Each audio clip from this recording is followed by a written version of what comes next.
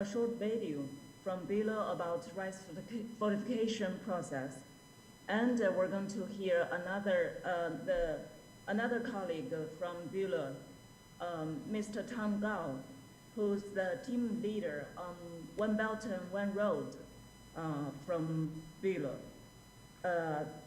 I believe the three presentations will give us an eye-open journey on how fortified rice initiatives was brought up into market, and how private sector, along with public sectors, and of course WP's support and interventions in this market initiative.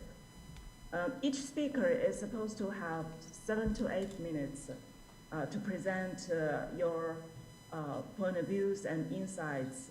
Follow that, we're going to have a Q&A session, which is going to be around 20 minutes. And I suppose each speaker will have 2 rounds of opportunities to answer questions, either from the floor or we'll bring some questions to go along with the presentations. That's the overview of the structure for the session 5. Without further ado, let me invite our first speaker, Mr. Panjani Kabula. Mr. Panjani, the floor is yours, please.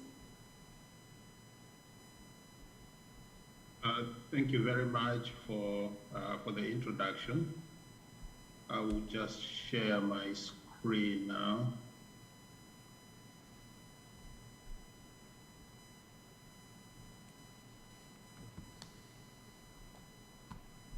So it's good to be back among several friends within the nutrition community within Africa and beyond.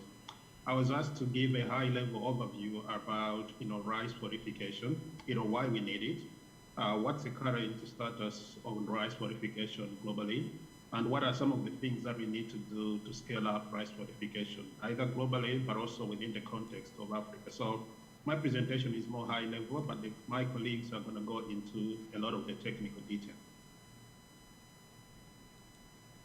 So, our point of departure is we live in a world where approximately 3 billion people cannot afford, a healthy diet. And what do I mean by that? It is a diet that's diverse, that includes cereals, legumes, fruit and vegetables, dairy products, fish, and other animal source foods. So that's what is called a healthy diet. But the reality is, if you look at this, map, the countries that are marked in dark, if people in those countries were to purchase what's a healthy diet, then a large proportion of their income or their household food income is going to go towards this, and they can't afford it. So effectively, what happens is, people default to staple food. So they're consuming diets that are rich in cereals and other starchy foods. So we're talking about foods such as wheat, maize, rice, cassava, yams, and products like those that are generally very affordable, generally very available, and they're a very good source of calories, but they're a very poor source of micronutrients. But that is what they can afford. And if you look at, the case of micronutrient deficiencies globally, at least 2 billion people suffer from micronutrient deficiency. And these people predominantly live in Africa and Asia. If we zero in on rice as one of those staple foods that people are consuming, then approximately 3 billion people globally, eat rice every day as their major staple food. And these people predominantly live in Africa and Asia. So, the 90% of all the rice globally is produced in Asia. And the 2 biggest rice consuming regions are Asia and Africa. So if you look at this year, for example, the total production of rice is projected at 508 million tons of rice between 2021 and 2022. But consumption is around 514 million tons of rice, a year. There is a bit of a disconnect between the production figures and consumption figures, but doesn't mean that there's a shortage because there is carryover stocks from previous years. There's not a shortage of rice per se. But that gives you the context that rice is a key staple. A lot of people are consuming rice, but then rice, while good for energy and calories, is a very poor source of micronutrients. So given the context where healthy diets are not available to 3 billion people globally, given the context where people are consuming a lot of staple foods, and rice being one of them, and given the context where rice is a major staple, and the second biggest consuming region is Africa, what is it that we can do to improve the content of rice? And it goes without saying that over the years, a lot of fortification efforts are focused on cereals such as wheat, wheat and maize, and other products, like edible oils. But rice is a missing opportunity. And so it goes without saying that given rice is a product that's consumed in these large volumes, it provides an opportunity to be fortified and for people to be able to increase their intake of micronutrients. And the momentum is growing. Over the years, the technologies have improved. Back in the day, it used to be that if you wanted to fortify rice, all you needed to do was what was called dusting, so mixing a powder of vitamins and minerals and rice. But we know people wash their rice, and therefore they throw away the vitamins and minerals. But new technologies have now been developed, which makes fortification easier, and my colleagues are going to talk about that. There's also been a wide body of work and research on efficacy, on consumer acceptance, and that culminated in 2018 when WHO produced a guideline on rice fortification as a strategy for public health, and specifically recommending 3 micronutrients, particularly that's iron, folic acid, and vitamin A. So what's the status of global fortification on grains globally? So if you look at the map on the left, at least 86 countries mandate fortification of wheat, maize, or rice. So that's one or more of those products. So by law, you have to fortify with various vitamins and minerals. But if you look at the map on the right, rice is still in its infancy because only 7 countries globally mandate fortification of rice. And those countries are predominantly in Latin America and in Asia. To my knowledge, no country in Africa at present has mandatory legislation on rice. So Africa and rice generally is lagging behind. If you look at this actual data, and that's from 2020, from a report from the Food Fortification Initiative, what this does is it looks at, globally, what's the total of industrial milled grains?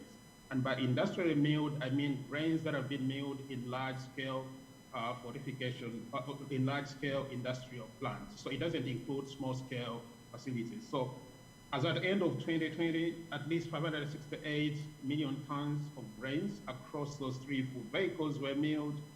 111 million tons of them, were fortified, and that only represents 20% of all industrial milled grains in 2020. So there's still a long way to go. But what is interesting is that, at least 32% of that is maize and wheat. But if you look at rice, only 1% of rice globally is fortified. So rice has got a long way to go before it is fortified and fortified at scale.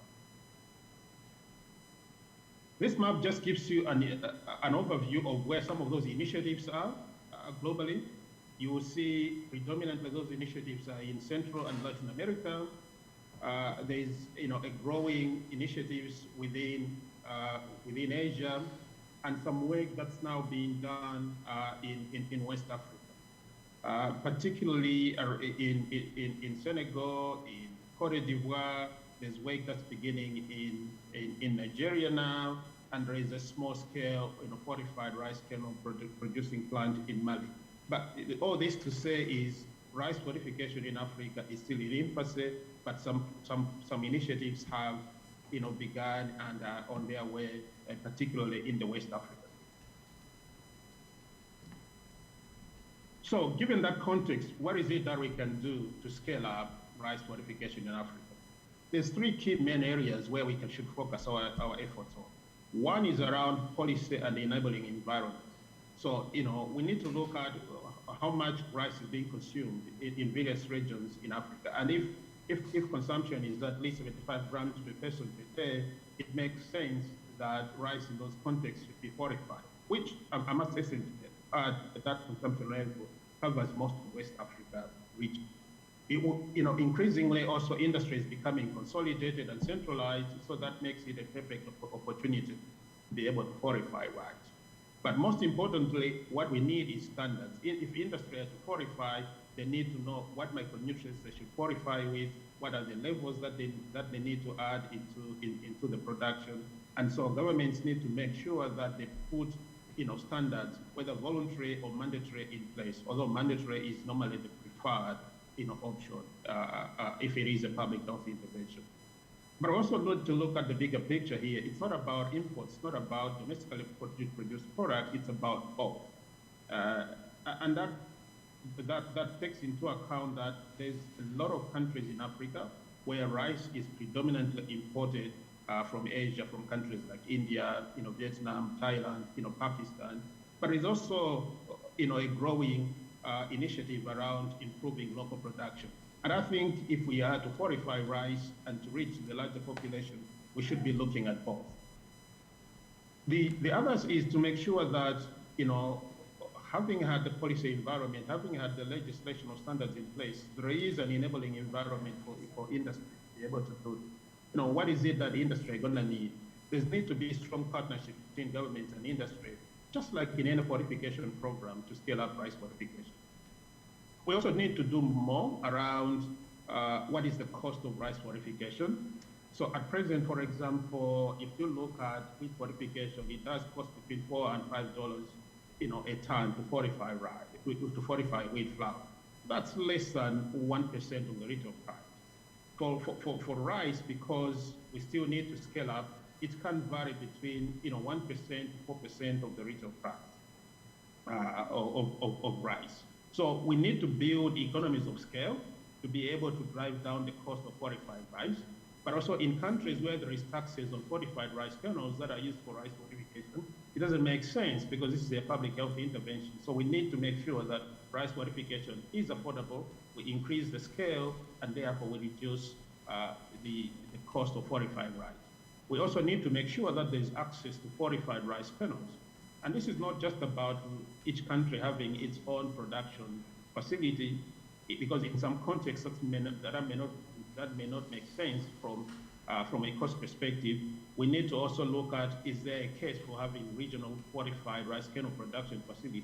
So the issue should be what's, ensuring there is easy access, but also affordable access. But more and more, we also need to ensure that there is investment in centralized, large-scale rice production, because it is at that context, at that level, that we'll be able to fortify rice. And in time when it is mandatory in some countries, there should be level playing field, and that means governments monitoring and enforcing, just like it is with any fortification program. In terms of being able to take it to the market, we should take a holistic approach, and that's making sure that rice is available on the commercial market. There's deliberate policies by governments on public procurement, whether it's for schools, hospitals, and other government institutions, but also integrating rice in social safety net programs that are targeting people that are vulnerable to malnutrition generally.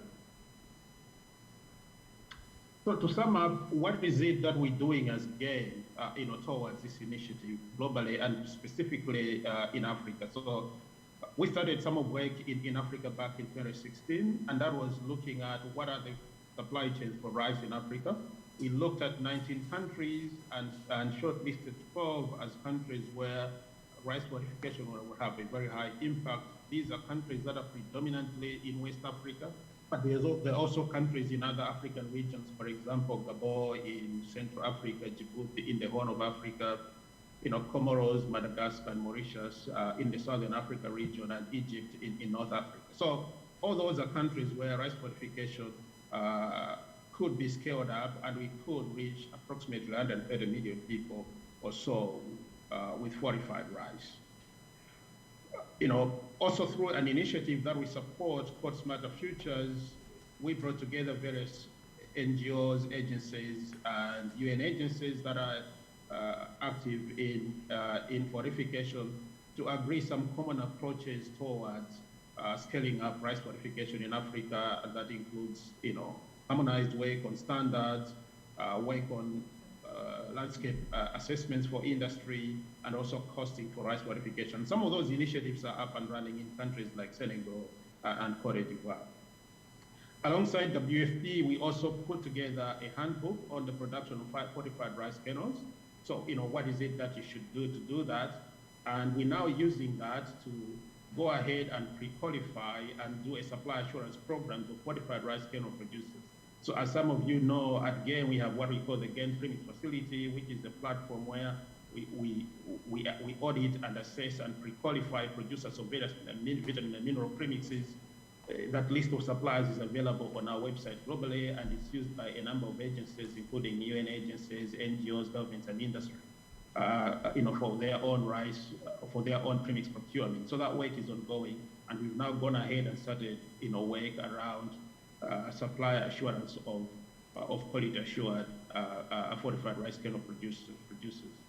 And finally, we're also beginning some work on an enabling environment for rice fortification in Nigeria, alongside WFP and other agencies in Nigeria. So that's all that I had for you.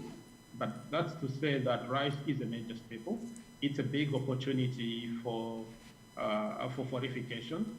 Africa, particularly sub-Saharan Africa, and specifically West Africa, is a big rice-consuming region, and there is need to have an enabling environment, policies, and industry uptake on rice fortification.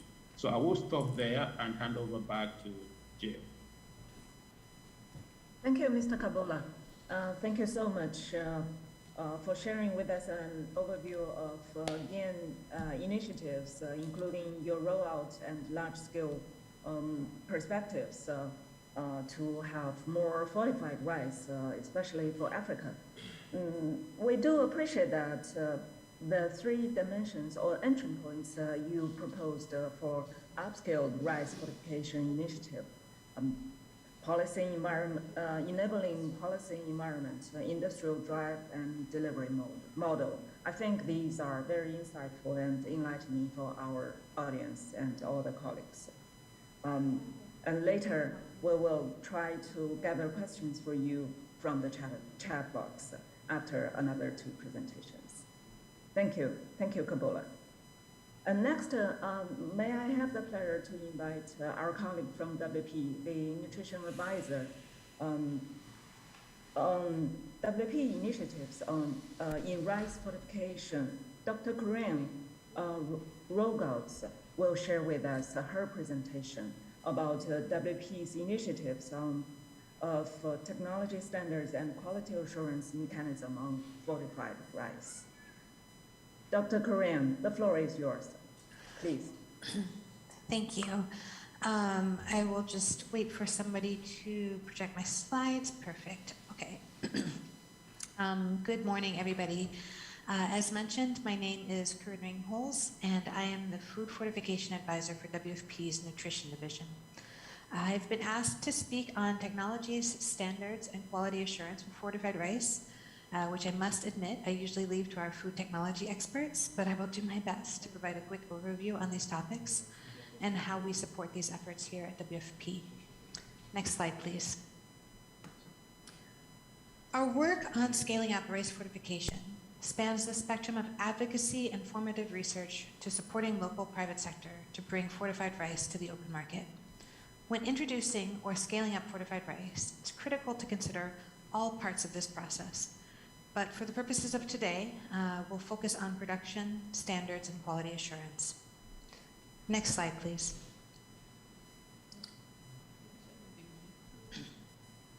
When we discuss post-harvest rice fortification, there are 3 main types of technology that are used: dusting, coating, and extrusion. At WFP, we are essentially technology agnostic, but given the practice of washing or rinsing rice, sometimes multiple times, in many of the countries where we work, we do not accept or distribute rice that is fortified by dusting technology. Rather, we require that the fortified rice we use is composed of fortified rice kernels that are produced either through rinse-resistant coating or extrusion.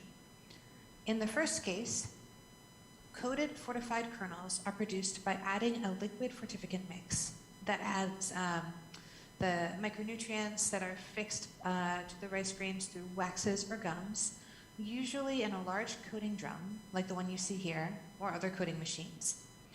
Extrusion, on the other hand, uses broken rice or rice flour in combination with a micronutrient powder to create a sort of dough, which is passed through the extruder so as to create a fortified kernel that ideally appears very similar to the original rice grain.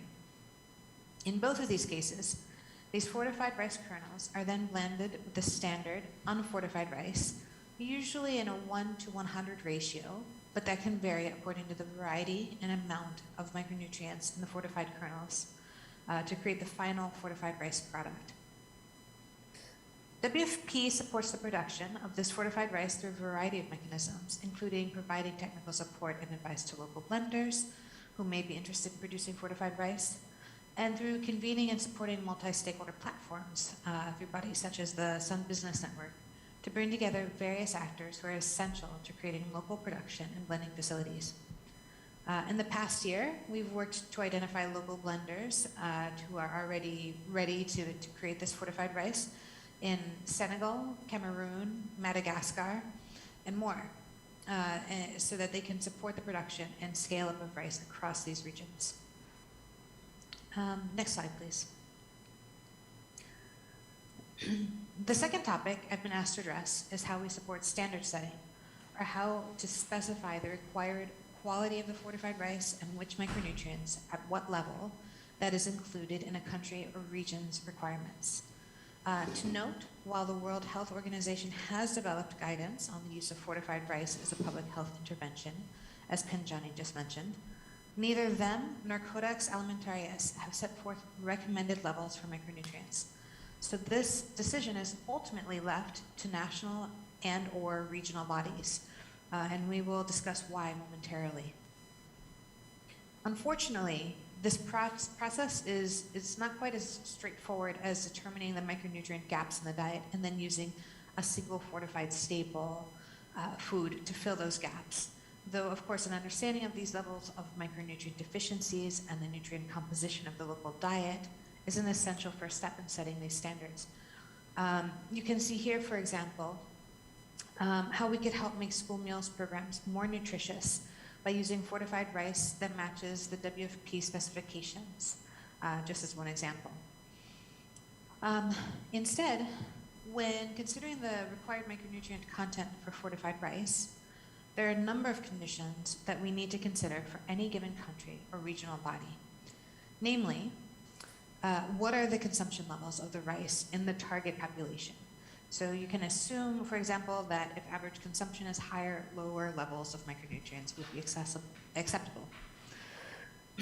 Next, you need to consider what other foods are fortified with which micronutrients and whether there are any additional micronutrient supplementation activities that should be factored in, such as vitamin A or iron supplementation. Next, we take into account any anti-nutrients in the food or the broader diet that may inhibit the bioavailability or the absorption of the micronutrients that are added. And finally, we focus on the consumer acceptability of any given combination of micronutrients and specific types of rice, ensuring that the resulting fortified rice is similar in taste, appearance, etc., as the unfortified rice, and importantly, that people will eat and enjoy it. WFP supports governments throughout the world in the development of these standards, carry out the required research, such as, for example, in West Africa, we had this recent cost-benefit analysis for Ivory Coast, which was informed by an earlier completed rice industry milling assessment, where we partnered with Nutrition International to describe the impact of a number of scenarios, including the inclusion of various micronutrients for a national standard that would best meet the needs of this population. Next slide, please. Finally, I'd like to touch on a few parameters worth considering when thinking about quality control and quality assurance for fortified rice.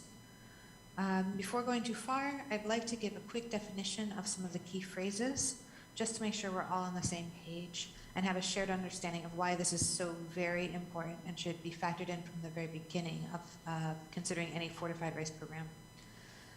When we talk about quality control, QC, and quality assurance, QA, we are referring to objective techniques, checks, and assessments that are used to document compliance and uniformity of the product within established technical standards, as well as the implementation of planned and systematic activities necessary to ensure that the products or services meet very clear quality standards.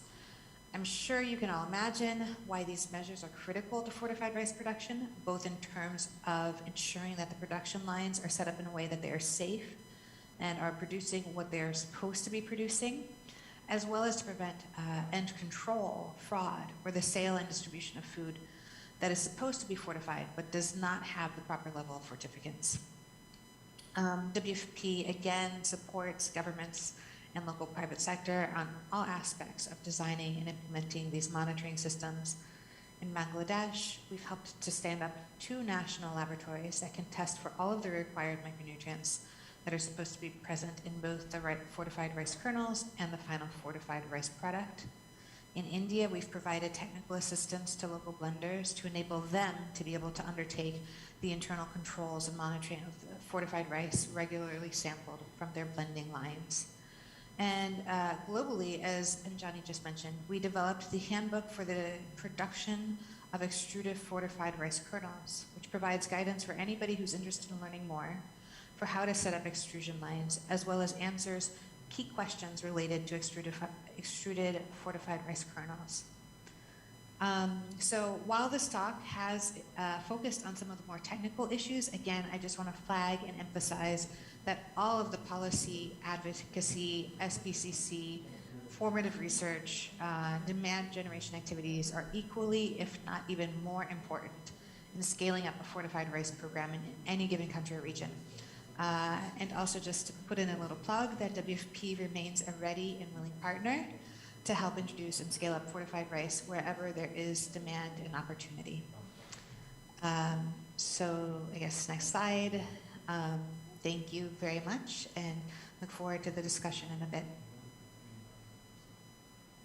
Thank you very much, Dr. Corinne. Thank you for sharing with us the overview of WP's guidance and the developed handbook on fortified rice technology standard and especially quality assurance. We appreciate the few indicators or indexes you have mentioned about whether fortified rice would be more acceptable in market, while linking with WP's school feeding program in many other countries.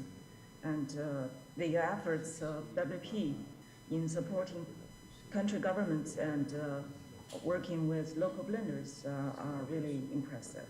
Thank you so much, Dr. Korean. And our next presentation will be jointly done by Mr.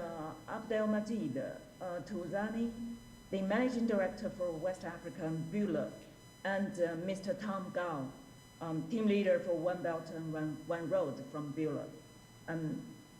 I guess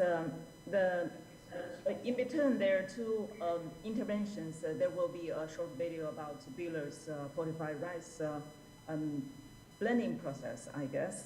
And Mr. Touzani, the floor is yours, please. Thank you very much. I will try to share my screen.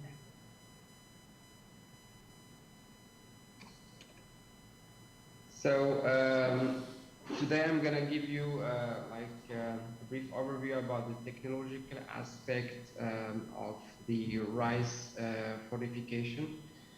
So quickly, I will start with a brief introduction of the BULA Group.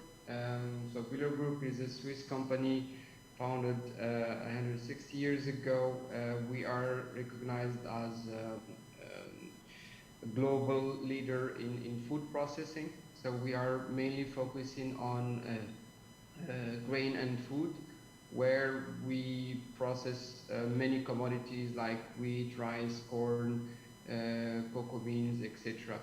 So for the topic of today, we are interested in the human nutrition aspect, where Bühler develops various technologies and processes for the human nutrition commodities, starting by breakfast cereals, pasta, noodles, to alternative proteins. And we have like a particular, let's say, department which is focusing on food ingredients, where we study and develop solutions to fortify foods, especially rice.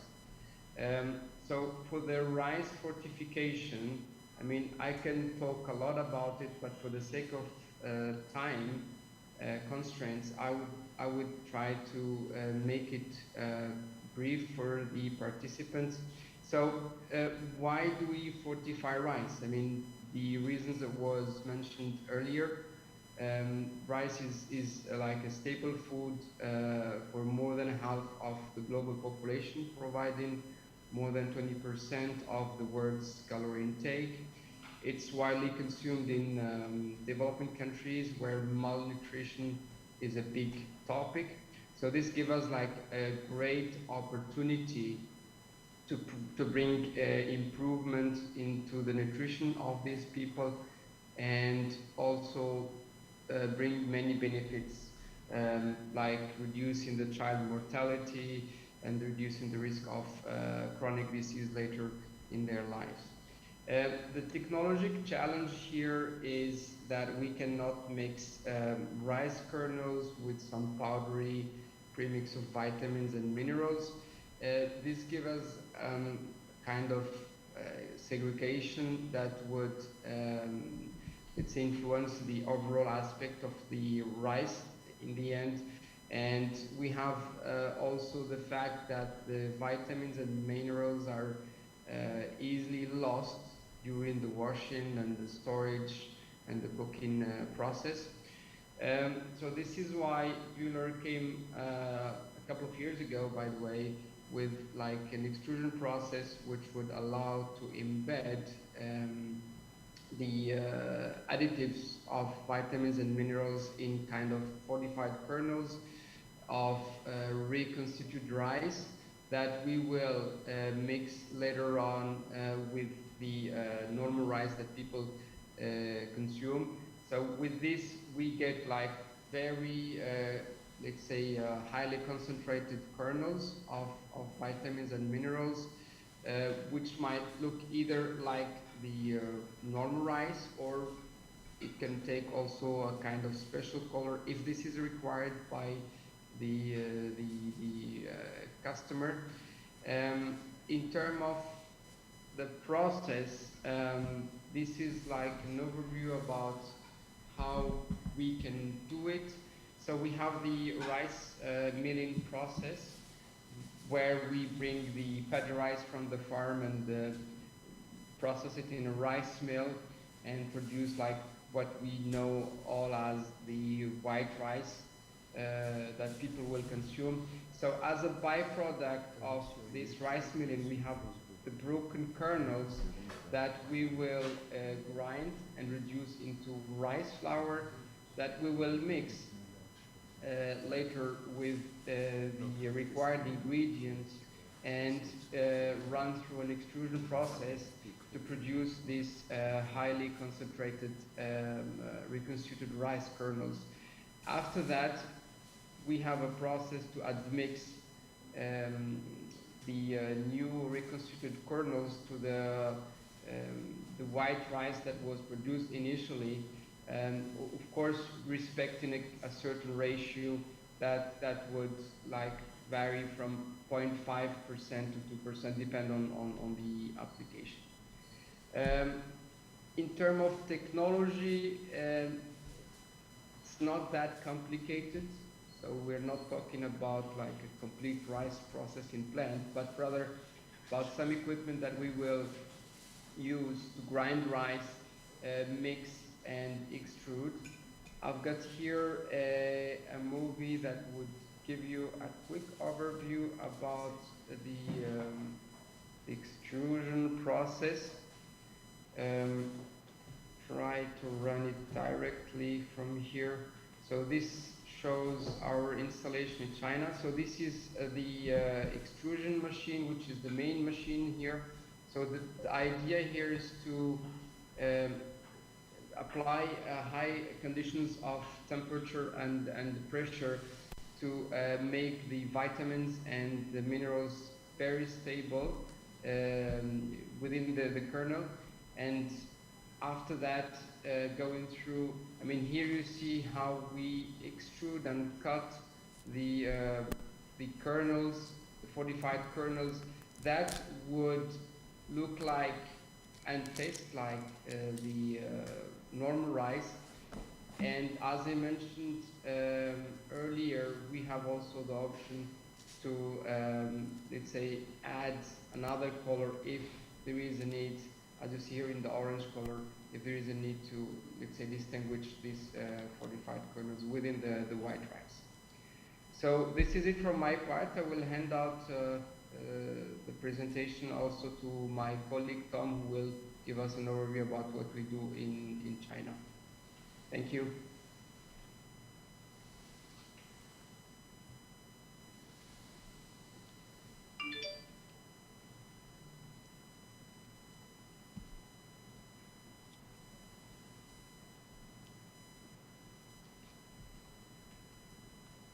Good morning, ladies and gentlemen. I'm not really sure whether you see my desktop.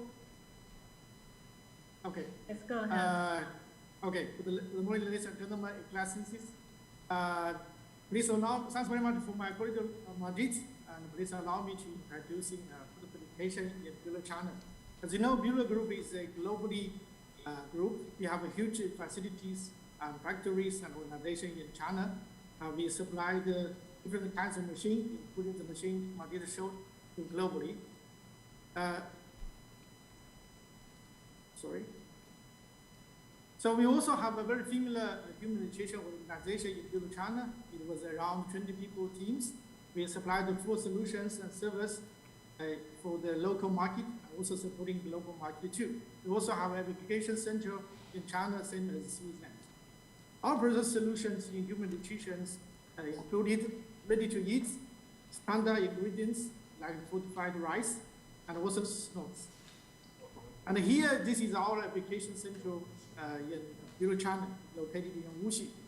Our application center is supply the product process development, training courses, plant process optimizations. Wuxi is also our headquarters of Bureau China, Bureau Asia. So welcome to Wuxi. And this is a very unique factory in Bureau world. This is the Bureau Food Wuxi. It's the only one real food production factory in Bureau world. It supplied the breakfast cereals, fortified rice, insistent rice. It was established in 2007. We have 2 lines there and supply 500, 600 kg per hour products. During that time, roughly the investment around $5 million.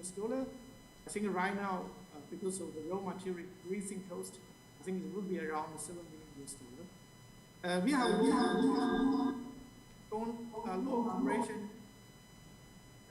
history with WFP since 2011. Every year we supply around 20 metric 40 rice to WFP. The major countries is coming from Asia, like Mr. Benjamin mentioned, Cambodia, Sri Lanka, East Timor. Since 2018, we believe One Belt One Road initiative of China is a great opportunity to develop our global market and strengthen our region's cooperation and the most efficiency of our resources. We're working with our partners right now, not limited to China, but also Europe. We supply the total solutions for our customers. Our service is somehow like one-stop service, including finance. It brings the investors, EPC companies, technology service, trading, product development, and also marketing development too. You found us, you found a solution. So currently what we are doing in Africa, we are cooperating with the Ghana Cocoa Board. We signed our cooperation MOU in our Abidjan office in July. We would like to supporting Ghana to build their own cocoa processing industry, keep the value in the region. Of course, we are working with African Union too. We are preparing the number 3 post-harvest conference in which in this month. We also would very like to support our local content, build the food security systems, stimulate the hunger, and also develop our local own agricultural systems. We meet several African friends several years. I think it's the right time now to cooperate for the fortified rice system for Ivory Coast. And my name is Tom Gao, 1x1 road manager of Aliments in East Africa. I'm based in Dubai. Here below is my colleague Madrid and my contact information. And any detailed information and question, please contact with us. And also welcome you to visit our Abidjan office and Cocoa Application Central in Abidjan. Thanks very much. Thank you, Mr. Gao and Majid. We appreciate the excellent presentation by both of you. Just one question. Are we going to have the video play or we skip the video? Yeah, actually, I played a quick video during my presentation. All right, sure. It was a silent one. Yeah. So, oh, okay. Yeah. Good. Thank you. Thank you very much for clarifying that. Now we come to the Q&A session. For the sake of time, I'm going to gather 3 questions from the floor, from the chat box exactly, to share with our 3 representatives. Actually, one question will be going to be QUELLE for you both. And my first question from the floor, we gather that is for Mr. Kabula. Mr. Kabula, since Africa has already imported rice from other countries and places, could this imported rice be fortified in Africa? If so, is there any consequence on the quality during the transportation, the maritime transportation? Mr. Kabula, the question is for you. Please. Yeah, so thanks for that question.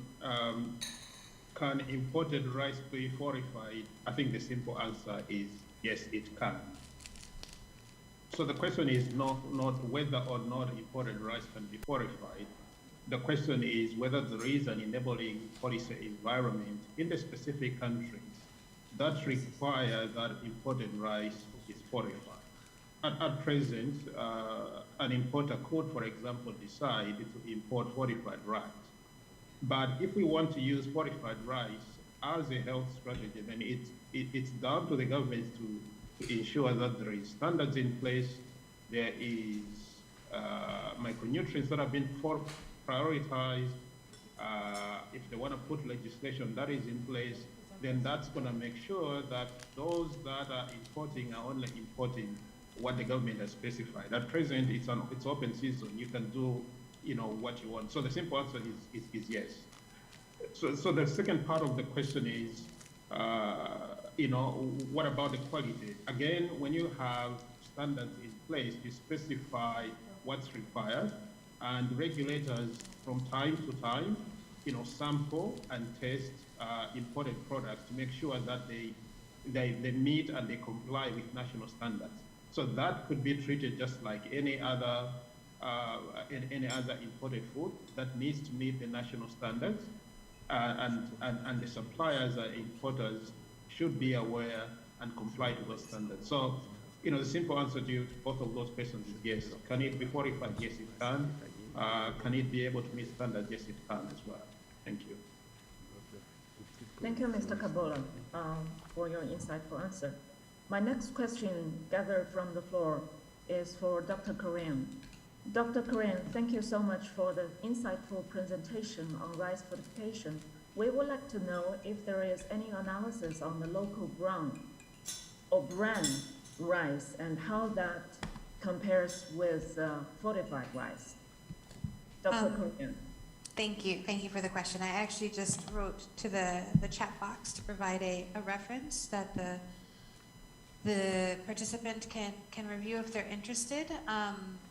I don't know of any studies that look at the local brown rice, but if you look at, generally speaking, yes, of course, brown and parboiled rice are more nutritious than the milled white rice. There are certain micronutrients that you'll find in higher concentrations there, but even that composition of rice that type of rice is not nearly as nutritious as the fortified rice. It's fortified with multiple micronutrients.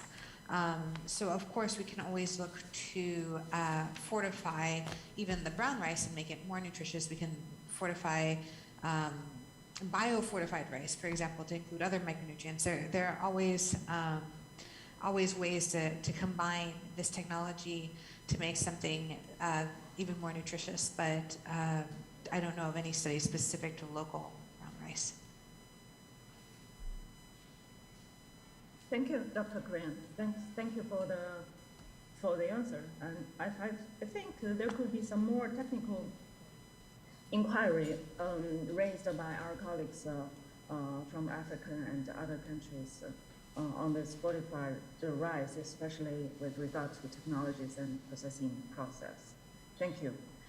Next question will go to Bieler colleagues. The question for you both would be, can the rice importing countries fortified rice? If yes, do you think that developing countries have the necessary resources to do so?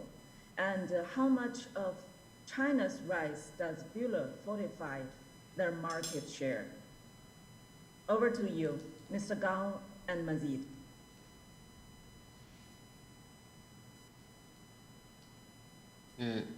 Tom, I will let you go ahead. I think I can answer the second one. The first one, can you?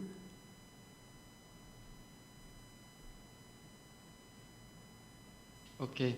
I mean, the first question, the first part of the question was whether the African countries can fortify rice in-house.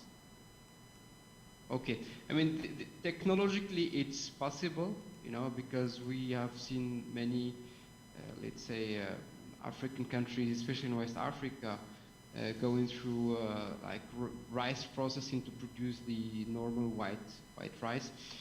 The challenge that we would have to tackle is the quantity that we would require of broken kernel, broken rice that we would have to, let's say, grind in order to produce this fortified rice. I think it's totally possible as long as we have enough broken kernels to use into producing these kernels, fortified kernels. And I know that, for example, in Ivory Coast, we have a couple of rice mills that are running, and the broken kernels are kind of byproduct that are like sold with less value, I would say. It's, of course, used for some traditional dishes, but we can always take these broken kernels and transform them into fortified kernels. Thank you, Majid. Before we give floor to Tom Gao for his question about China's market share, there is another question associated to this fortified rice and specifically to shelf life of kernels. The question was what the shelf life of the kernels would be and how the shelf life of fortified rice counted. Thank you, Majid. Okay, we've got with us also Dr. Schell from Switzerland joining us, so maybe I will give him the floor to answer this question in order to allow him to participate. Yes, if you like. Yes. Please, Dr. Schell. Yep, hello to everybody. So let's say for the drying step and the shelf life, the most important thing is the moisture content of the extruded rice kernels, and here we are recommending a moisture content of the rice kernels around 12 to 13%. So therefore, based on this, we have also from the microbiological point of view a quite stable view. And then, of course, it's quite important to choose the right package to put in the rice kernels, because when we are fortifying with some vitamins, they are normally temperature sensitive, and also they are not like to the UV light from direct sunlight, and therefore when the package is right, also we need to exclude oxygen. Then you can say you have a quite stable product. Of course, I cannot give now specific numbers how long you will take, but at least longer than 6 months, up to 1 year should be possible. Also, it could be depending on the used rice, because sometimes it could also have the raw material itself, how they are produced at the very beginning. If there are some defects, have of course a negative impact on the shelf life. Everything clear? Thank you, Dr. Xiu. Though there is still one question left for Tang Dao. The question: how much of the China's rice does QUELLE fortified market share? Thank you. Sounds good. Yeah. As I understand it, we are talking about the fortified rice market. Basically, as I know, is from our QUELLE the factory side. So we are major to supply with the Asia countries. Like Mr. Gami mentioned, right now, globally, we have major 2 markets, one in Asia, one in North America. Actually, we didn't really supply to North America. Major, all our capacity is supplied to the Asia side. So that's the current situation right now. And actually, for the forty rice situation, like Papua New Guinea, or for example, they have the government that make a law. If you wanted to sell the rice in the market, you must mix it with fortified rice. So this is a very good example. If our countries in Africa really think fortified rice is very good for the people's nutrition, I think that somehow this is a very good example. Because the commercial way sometimes is not really help. And this is more from the government law side. So far, this is information I understand. Thanks. Thank you so much, Mr. Gao. I think your answer complies with what Mr. Benjani firstly mentioned in his presentation. Policy and enabling environment would be the first step for upscaling fortified rice, either in Africa or in Asia. And this is exactly what WP has been flagged our support and country operation in the field to support government and business side for fortified rice promotion. Colleagues and experts, I think for the interest of time, we wouldn't take any further questions from the floor, but noted that all the questions coming from our participants in the webinar today will be shared further with all experts and colleagues. Maybe you could spend some more time, review the questions and answer the relevant points if they're so important and so much concerned for fortified rice. We thank you so much for all the speakers' contribution from Mr. Benjani, Dr. Korean, Mr. Tom Gao, and Majid, and Dr. Xiu's contribution to answering the questions. We thank you for this opportunity to share with us a broader view of upscaling and promotion fortified rice initiative across the world. I think there is a long way to go for us, not only in terms of development of technical guidance, handbooks, but also many other dimensions on fortified rice, technically or financially, could be taken into consideration for us to achieve zero hunger in Africa and beyond.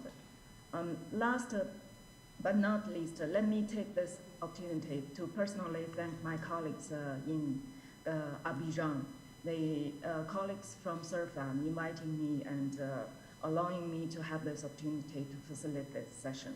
Thank you so much. Thank you, Patrick. Thank you, Christiane and Stephen. Thank you very much. Thank you very much, Dr. Yan, for this session. I think this was also a very enriching session with rich and diverse experience shared by the various presenters. Thank you very much to all of you.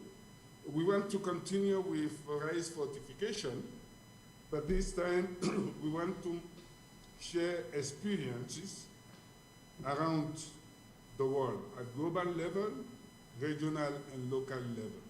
This would be the topic of our next session. That will be shared by Professor João Bosco. Professor João Bosco is the founder and president of the Brazil Africa Institute.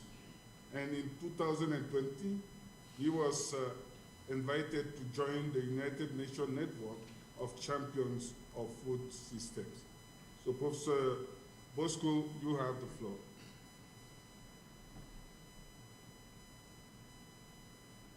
Professor Bosco, you are muted. Okay, very good.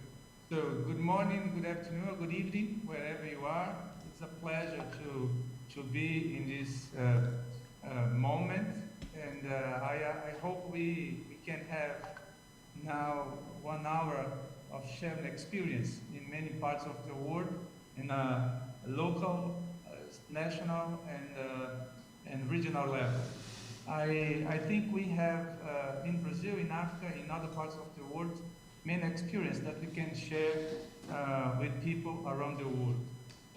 I have the pleasure to work with the Center of Excellence Against Hunger in Brazil, and also this office in Côte d'Ivoire, which is very important for the world, sharing experience and try to eradicate hunger, not only in Africa, not only in Brazil, but where is needed, right?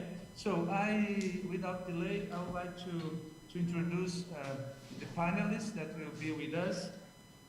We had some last minute changes, but I think we are in a good shape. We have Dr. Patricia Nagorda.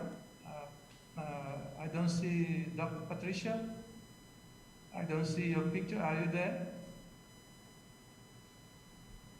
She's here. Okay, she's there. Also, we have Dr. In place, so she's here in Abidjan. She will do her presentation live. All right, she'll be live. Very good. Also, we have Mrs. Dr. Josita Lamba. Okay, very good. And also we have Eduardo Nilsson. Very good. So the format of this session is very simple. We'll have between 10 to 15 minutes for you to make your presentation. And I understand some of you have some PowerPoint presentation. So after the 10 minutes, we can have some Q&A session. So moment and question will be addressed to you directly or individually, right? So without delay, I'd like to start with Eduardo Nilsson. Please, the floor is yours. Thank you very much. Good morning, good afternoon, good evening to all the participants, and thank you very much for inviting us to participate. And we're very glad to be here and share the Brazilian experience on guidelines and the implementation of large-scale fortification policies in the country. So I'm sorry, just searching for my my PowerPoint to share with you. Do you have the PowerPoint there with you or not? Well, let me ask the technical team. No problem at all. I can open it right here. So.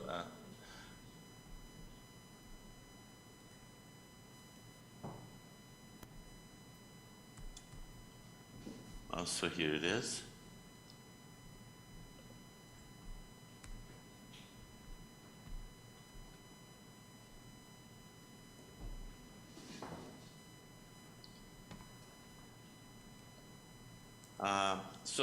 I work at the Ministry of Health of Brazil at the Coordination of Food and Nutrition, And we have a long history of fortification policies in Brazil, and of course they're a part of multiple strategies because there's no only one solution to tackle the prevention and control of malnutrition and micronutrient deficiencies. So we also rely on the healthy diet promotion, especially through dietary guidelines and food-based dietary guidelines, more specifically supplementation at the level of health system and food fortification. So we do fortify flours and salt in Brazil, and salt has been along with for decades, since the 1950s, and flours since completing 2 decades of existence now. And it's very important for us to consider that 2 major health concerns are being addressed here, which are anemia and iodine deficiencies. So we fortify wheat and maize flours with iron and folic acid and use iodized salt in the country. And the major components of these strategies are, of course, regulation, which means selecting the adequate food vehicles and setting the range of fortification, which would provide protection against the deficiency, but also in the case of people who consume, because heavy consumers, so to say, of the food vehicles, they will be protected against any overconsumption, and monitoring the food levels, fortification levels of food, and evaluating the effectiveness of policies. And along with that, of course, having information, education, and communication to the population, which is very important to align all of the strategies. And it's key to us to know that when we think of the large-scale fortification, it's very important to consider the choice of food vehicles, and that's why we included not only wheat flour in Brazil, but also corn flour, which is consumed regionally in poorest regions of the country and by the poorest, among the poorest in the population. So it's very important for us to consider corn flour as maize flour as another vehicle. And we also added something important, as that the network of stakeholders is key. So we keep policy committees that unite policymakers, the monitoring agency, even UN agencies, health professionals, food industries, associations, so we can all gather together. And that's very important to keep the commitment of industries, but also to share results, to formulate the policy together, of course, coordinated by the public sector, but always working together on policy formulation, implementation, and monitoring. And that leads to another thing that is directly related to that. From the very beginning, the industries are committed by providing with the micronutrients that are added to the food, so it's their responsibility to do that.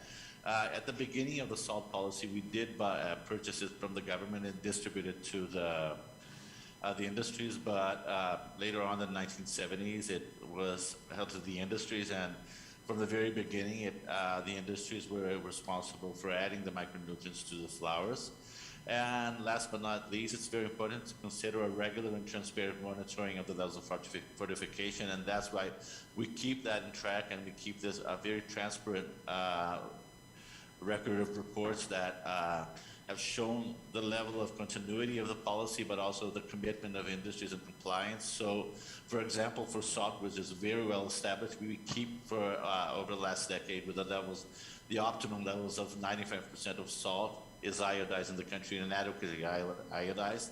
Of course, and I'll speak a little more at the very end. I think it's something, the most important message we would like to give you, because we have many things in common despite the fact of being in different continents, but we face very similar problems, and we're looking for tailored policies that can be set for our countries in our context.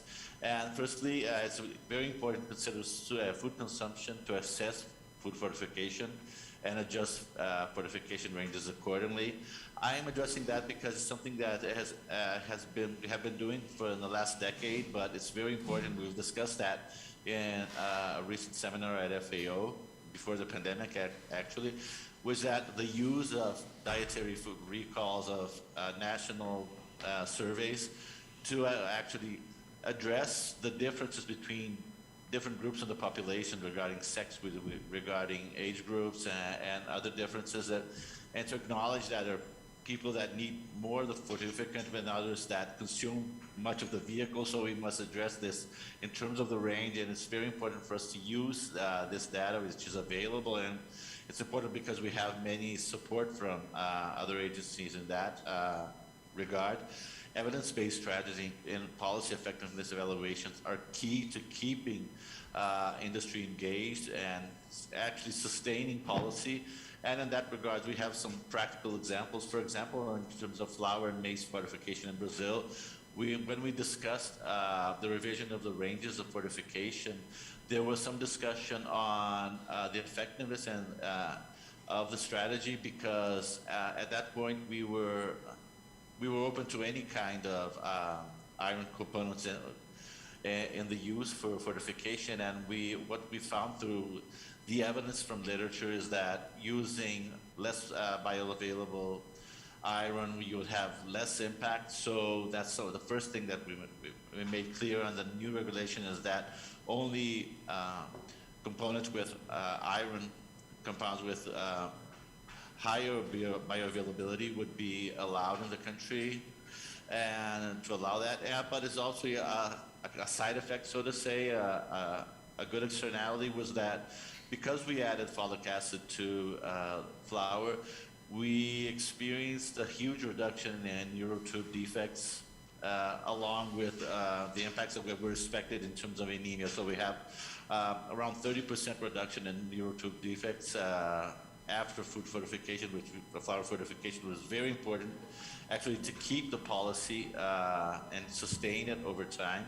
And salt is very well established, and at this moment we were actually adjusting the iodine in salt in order to prevent deficiencies. But of course you have to look with the magnifying glass in vulnerable populations and perhaps adopt different strategies for some populations that may still be iodine deficient. So another key element is setting the different deadlines for the implementation, considering the small producers of both salt and flour.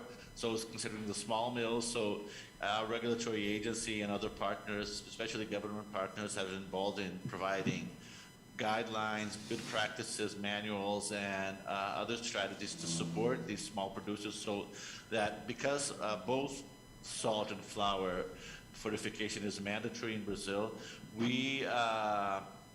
even the small producers should comply to that. So it's important for them to have all of this kind of support. It's very important to articulate with other policies. That's something is actually very specific to salt iodization, because all the countries we're facing the problems of non-communicable disease, especially hypertension and cardiovascular disease, and most of the countries consume excessive salt, and so there's a need to harmonize salt iodization with salt reduction policies, which means actually monitoring them together and setting the ranges of iodine over time when we expect to have the salt reduction. And finally, I'd like to leave a message that the technical support from WHO, FAO, WFP, and UNICEF has been very important for Brazil, and I believe it is so for other countries, that helps us to provide the technical evidence, to help us discuss with the partners, and along with the process of formulating, monitoring, and evaluating policies. It's very important for us to keep this group of partners and actually keep industry engaged and inform the population, and to provide the impacts that we expect and the improvement of the health of the population. So I have spoken, I believe, in around 5 minutes, because I'm sharing the floor with my colleagues from the Ministry of Education. And thank you very much. I look forward for the questions. Thank you very much, Eduardo, for your very nice and precise presentation. I know if I could give you more time, you could explain very much regarding the health part of this conversation, right? Which is good. Now we can combine what is the perspective that we can bring from the Brazilian Minister of Education, and we can combine I know you guys are working together, which is very good, and this is a very good example that put our hands together can bring very important and precise results. Without delay, I give the floor to Ms. Cirede Neves. She's from the Ministry of Education of Brazil. I hope you are there. Yes, you are. So the floor is yours. You have around 10 minutes to give us the perspective of the Ministry of Education of Brazil.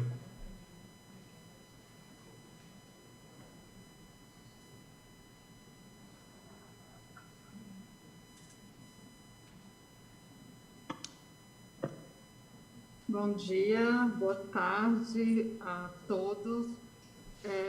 Eu acho que sou eu mesma, né, Cineide Neres, atualmente eu trabalho no FNDE, que é ligado ao Ministério da Educação, e gostaria de agradecer pelo convite de estar compartilhando um pouco sobre a experiência do Brasil com relação à alimentação escolar e trazendo aí essa conexão que a gente tem com relação à fortificação e ao todo o trabalho que a gente faz junto ao Ministério da Educação. Sineide, just one moment. Please, participants, we have a Portuguese translation available.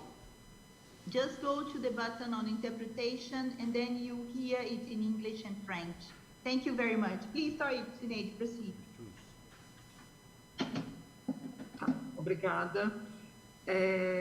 O Programa Nacional da Alimentação Escolar, inicialmente, ele começou, né, para atender algumas regiões do país, e principalmente aquelas regiões que eram muito atingidas pela fome, e ele foi evoluindo ao longo do tempo. Hoje, o Programa Nacional da Alimentação Escolar brasileiro, ele tem mais de 6 décadas de existência, e a gente trabalha muito em conexão com o Ministério da Saúde, como falou recentemente aí o nosso colega Eduardo, e a gente foi mudando essas diretrizes. Então percebem, no início nós começamos atendendo apenas aquelas comunidades mais vulneráveis do Brasil.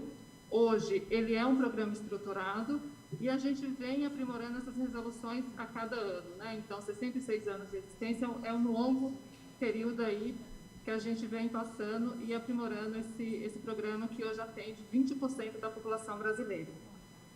Recentemente a gente alterou o nosso normativo. Nós conversamos 100% com o guia da população brasileira, com o guia para menores de 2 anos, e também a gente está muito alinhado com as agências das Nações Unidas, que é a FAO e o Programa Mundial de Alimento e a OPAS. Né? Então a gente vem fazendo essas modificações, a gente prioriza que todos esses nutrientes, macro e micronutrientes, ele vem a partir dos alimentos, mas a gente sabe que ainda existe muitas crianças. E como a gente viu aí a fala do Eduardo, a gente ainda precisa de ter a fortificação através das tecnologias existentes. Então, com relação à farinha, a gente segue isso na alimentação escolar, e a gente também tem a fortificação, que é para crianças menores de 2 anos, que é no âmbito 100% da alimentação escolar. Então, em 2014, o Ministério da Saúde realizou uma pesquisa que detectou que crianças menores de 2 anos, principalmente essas crianças das comunidades mais vulneráveis, passavam por uma deficiência principalmente de vitamina A, e aí a gente começou a fazer um trabalho em conjunto com o Ministério da Saúde para melhorar a absorção desses micros e macronutrientes para essas crianças. Então, em 2014 foi realizada a pesquisa e foi detectada a necessidade de ter uma fortificação para crianças nos primeiros anos de vida. Começamos...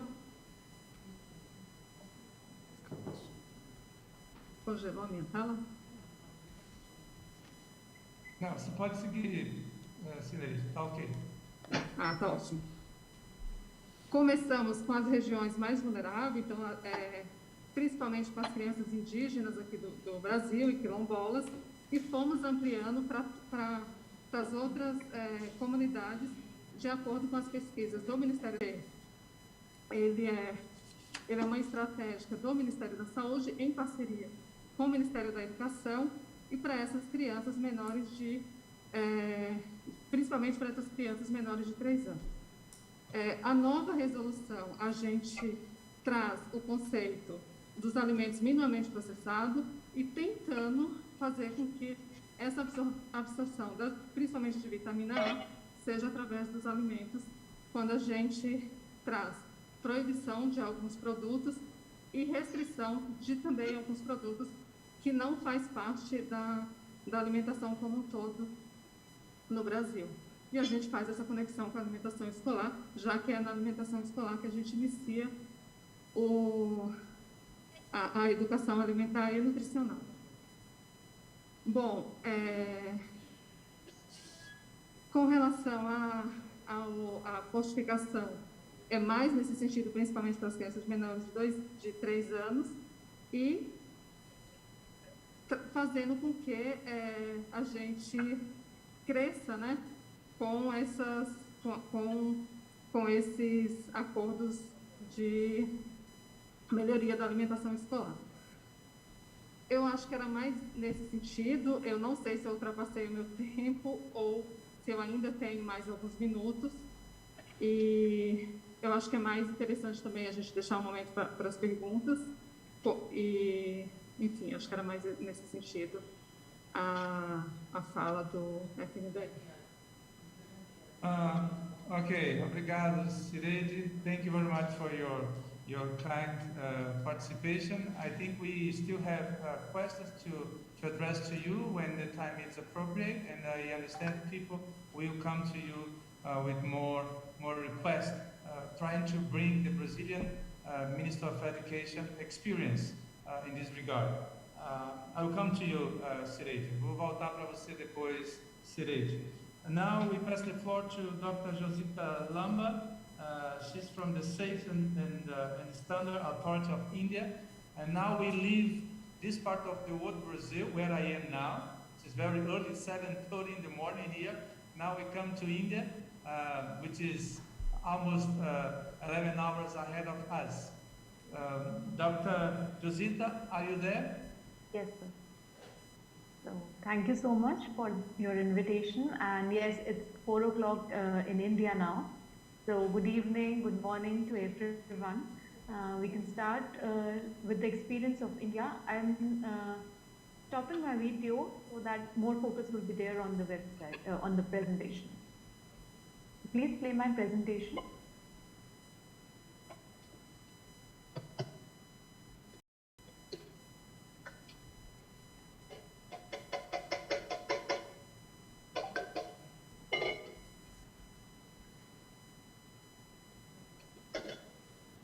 In India, as we are aware that micronutrient deficiency is high, the prevalence of deficiency is high among children, pregnant women, and even anemia rate in men is also high, that is 22%. Next slide, please.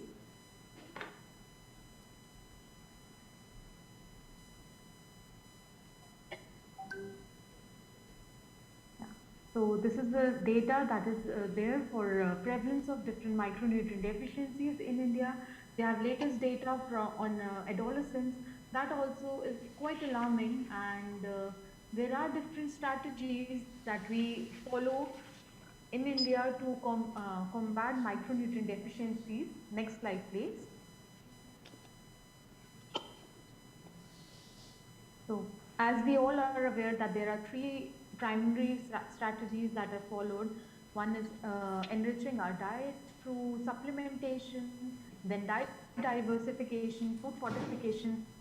So these 3 strategies are there, and these interventions are complementary rather than mutually exclusive, and a multi-sectoral approach involving health, food security and agriculture is of prime importance. Even though we have micronutrients available through supplementation program, and the route is fastest for improvement, but it has a very specific target population, that is pregnant women and children. So men and other age groups are not covered under supplementation. Then we have fortification, which has a lesser but a wider and sustainable impact. And then is increasing dietary diversity and utilizing our local foods, resources, but it takes the longest route, and the impact, it takes time to get an impact that we want. And though it is most desirable and sustainable solution with inherent challenges, especially when a balanced diet is not accessible to the vulnerable groups. So that is why fortification as a strategy was adopted in India, which is scientifically proven, sustainable and cost effective. And there is a solution with no change in habit and dietary practices. Next slide, please. So these are the advantages. I'm sure that during this conference, everyone has addressed these. What are the advantages of food fortification over other strategies? That is, it is safe, scientifically proven, and it can be easily integrated. That was the challenge which we felt from supplementation, that in fortification it was easily integrated and there was no requirement for change in dietary pattern or habits. Next please. Food fortification is not new or recently developed. It was there in India. In 1953 there was mandatory fortification of vanaspati. Then in 1984 introduction of milk fortification was done in India.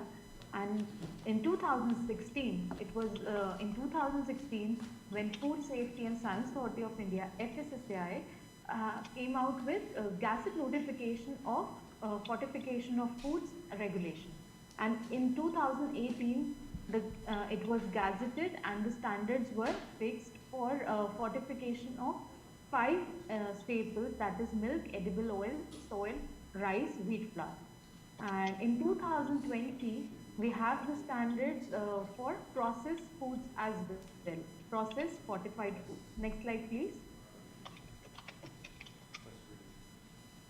So these are the micronutrient levels which are adopted in India, and these are the standards which are followed in India. Like for salt, we have a double fortified salt with iron and iodine. We have rice with iron, folic acid, vitamin B12.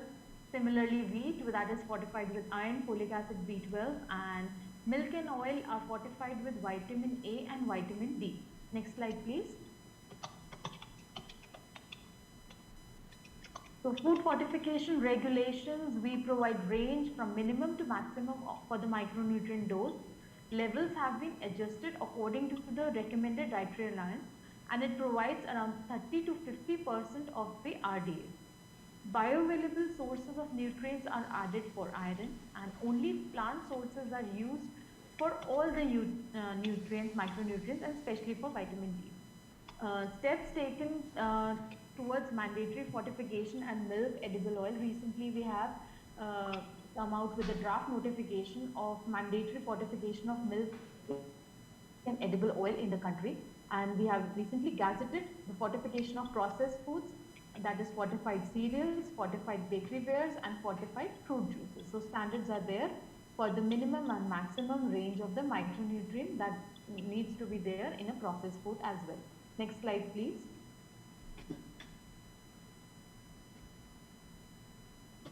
For easy identification of the fortified foods from normal foods, we have this logo of +F, that is +F logo, which is popularized, and the message is reiterated to look for +F logo for getting a fortified staple and the benefits. So it declares the ingredient, the fortificant that is added needs to be declared on the package, and FBO to endorse these products and obtain +F logo if fortifying as per FSSAI standards. So there is a protocol, fixed protocol. And after that, all the according to the checklist, if a manufacturer is following all the GHP, GMPs, and the amount of fortificant that is checked, and after every 6 months, they have to provide us with a report of their product, and then only the +F logo is endorsed on their packet. Next, please. So scaling up the fortification, what is the role of FSSAI in this is, first and foremost, setting up the standards, and we have a panel, that is a scientific panel on nutrients and fortification at FSSAI, which have domain experts from all over the India who are there and who guide us and do all the clinical trials and studies before setting any standard. So it is passed through our any new product that is coming or any new premix, anything that is related to fortification is passed through our scientific panel that has domain experts, and then only any decision is taken regarding food fortification. And there is a creation of Plus F logo as discussed earlier, and there is a dedicated resource center, that is Food Fortification Resource Center, set up at FSSAI that takes care of all the communications, all the advocacy and all the research around food fortification. The next step is what we do at FSSAI is advocacy, bringing all the stakeholders together, study the bottlenecks, study the challenges and what are the challenges at any particular area. So that is done, and any advocacy needs to be done. Suppose for example we have rice millers and they want to do fortified rice, they want to manufacture fortified rice. So doing consultations so ensuring supplies in open market is also one of the key role of FSSAI. Then creating demand. This is a very, very important area where FSSAI is working extensively of building consumer awareness. Through, we have also developed TVCs with our prominent personalities. We have exhibitions. Suppose there is a myth around fortified rice that the cooking technique is not same as normal rice. So what we did is, in few of the states, we cooked the fortified rice according to their regional cuisine and distributed among people, to make them aware that there is no difference between any fortified staple or your normal staple. Training and capacity building is very, very important in key area of FSSAI, where they train all the food safety officers in the state department, and they further train other lab technicians, lab personals on how to do analysis of fortified foods, any food business operators, and trainings of small scale industries. Along with collaboration with our development partners, we have a very good convergence with the development partners like WFP, NI, Tata Trust, World Bank. They are all working in collaboration with FSSAI and to bring about this change and adoption of food fortification among consumers. Then surveillance through monitoring and evaluation, and through the first cost system of FSSAI, there is a regular regulatory impact, and regulations are being done of all the manufacturers or any stakeholders involved in food fortification of staples. Next slide, please. At FSSAI, we are using this three-pronged approach for food fortification. First and foremost is we are working with the line ministries and providing food in schools through the MDN. These are the safety net programs of government. MDN schemes, ICD. We are working with the Ministry of Women and Child Development and ensuring that fortified staples are provided in ICDS, that is Integrated Child Development Scheme. And through public distribution system and ration shops, we are ensuring that only fortified staples are being adopted by consumers. Then open market, we are focusing on open market also, so that there is availability of fortified staples for common public. And generating awareness, as discussed, we have created so many resource materials that are available on Food Fortification Resource Center website and can be easily downloaded and used, and any language, it can be converted into any regional language, any country specific language, and can be used because there are radio spots, any myth videos which are around mythbusters and fortification. There are also games around food fortification to make it a food fortification experience for our consumers. So we have integrated this in our field workers also, in the coursework of the field workers on food fortification and the benefits, so that when they are going into the field and communicating with the citizens, so they can share the same message across. Next slide, please. So in the open market also we have many players who are fortifying the staples like edible oil. We have 80 brands. For milk, 55 brands are there in the country. Wheat flour, 12 brands. Rice, 2 brands. And DFS, 8 brands are there in the country and in the open market. Next slide, please. These are the resource materials that are available and can be downloadable, because there are myths around food fortification about color, taste, appearance and storage, or are there any nutritional losses while washing wheat flour, rice. So all these is captured under the FAQs and any advisories that are there on the website. Next slide, please. These are the radio spots, social creatives and communication material available. Next slide.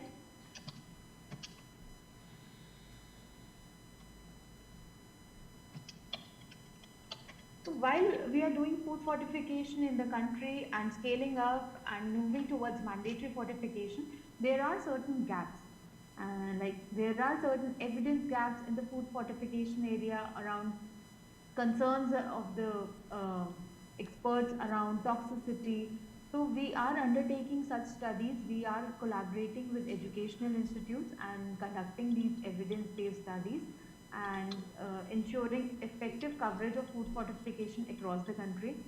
There are also challenges in scaling up of fortification of rice, and so the Government of India, under a scheme, they are providing a century-sponsored pilot scheme is launched for a period of 3 years, which will provide fortified rice to the beneficiaries and would conduct the efficacy studies as well. So 15 state governments have consented and they have identified their respective districts, and this scheme has already been implemented.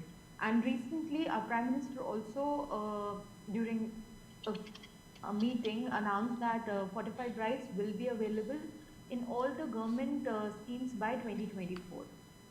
So other challenges we foresee are upgradation of the machinery and equipment and availability of raw material like micronutrient premixes. That is the bottleneck we are facing. So challenges around culture habits, food aesthetics that can reduce consumption. So all these are being addressed by various social media communication material, or while talking with the state government or line ministries, how we can address these challenges. One is fake news and myths, and we are working extensively on this area so that people sorry to interrupt you. As we need to concentrate in the time, I'd like to ask to finish in 2 minutes. We can come to the next. This is the last slide, and so that's the experience from India, and I'm open for all the any questions regarding the scaling up of food fortification in India. So next, thank you. So that's the last slide. Yeah. Okay. All right. Thank you very much, Dr. Lamba, for your presentation. We have some questions that I will address to you when we have the moment for questions, right? So now I pass the floor to Dr. Patricia Gordon. She's the Senior Advisor in the Presidence of... Distingués invités, je voudrais faire la présentation de la Côte d'Ivoire au nom du Conseil national pour la nutrition, l'alimentation et le développement de la petite enfance, qui a été créé sous la haute autorité du président de la République de Côte d'Ivoire. Avant de commencer cette présentation, je voudrais saluer particulièrement la collaboration qui a pu être mise en place entre le ministère de la Santé, ici présent, M. Osman Oussama. Le PAM a mis à la disposition de la Côte d'Ivoire un expert pour la fortification du riz. Il s'agit du professeur Albarin Bogouri, qui est chargé de la fortification, qui nous accompagne tout le long de cette étude. Donc, cette présentation va se faire conjointement avec lui. Je voudrais pour cela... Diapo suivante. Bon. Voilà, je voudrais faire cette présentation autour de 2 points, à savoir l'environnement de mise en œuvre, et le point 2 parlera des études qui sont en cours, pour certains déjà finalisées, que fera l'expert du PAM. Donc, en ce qui concerne l'environnement de mise en œuvre, je voudrais rappeler que la Côte d'Ivoire fait partie des pays qui sont loin d'atteindre la cible de l'Assemblée mondiale 2025 en ce qui concerne l'anémie. Ça a été présenté hier, vous l'avez bien vu. Il faudrait aussi dire que le gouvernement a adopté un plan national multisectoriel de nutrition en 2016-2020 avec pour objectif de réduire de 25% l'anémie et la volonté d'accroître les véhicules pour la fortification des aliments. Cette volonté politique d'adopter un produit localement. Encore? Voilà. OK. Donc, il y a cette volonté... Non. Diapo précédente. Voilà. Merci. Donc, cette volonté politique d'adopter une stratégie d'enrichissement obligatoire du riz va porter, bien sûr, sur la production locale et importée. Parce que pour satisfaire ces besoins, la Côte d'Ivoire, de la population, ce besoin est satisfait à la fois par la production locale et l'importation. Nous voulons l'enrichir, ce riz, en fer, en acide folique, en zinc, en sélénium et en vitamines du groupe B. Pourquoi en vitamines du groupe B? Tout simplement parce que le riz, lors du processus de transformation, perd à 75 à 90% de ce groupe de vitamines. Donc on va pouvoir le restaurer aussi, il a toute son importance. Nous voulons cibler dans cette politique obligatoire 80% de la population qui va se faire sur 5 ans selon un phasage. Alors dans ce cadre, la Côte d'Ivoire dispose des acquis en matière de fortification. Comme vous l'avez vu avec la présentation du ministre de la Santé, ça date des années 90, mais je voulais faire un focus sur 4 petits points.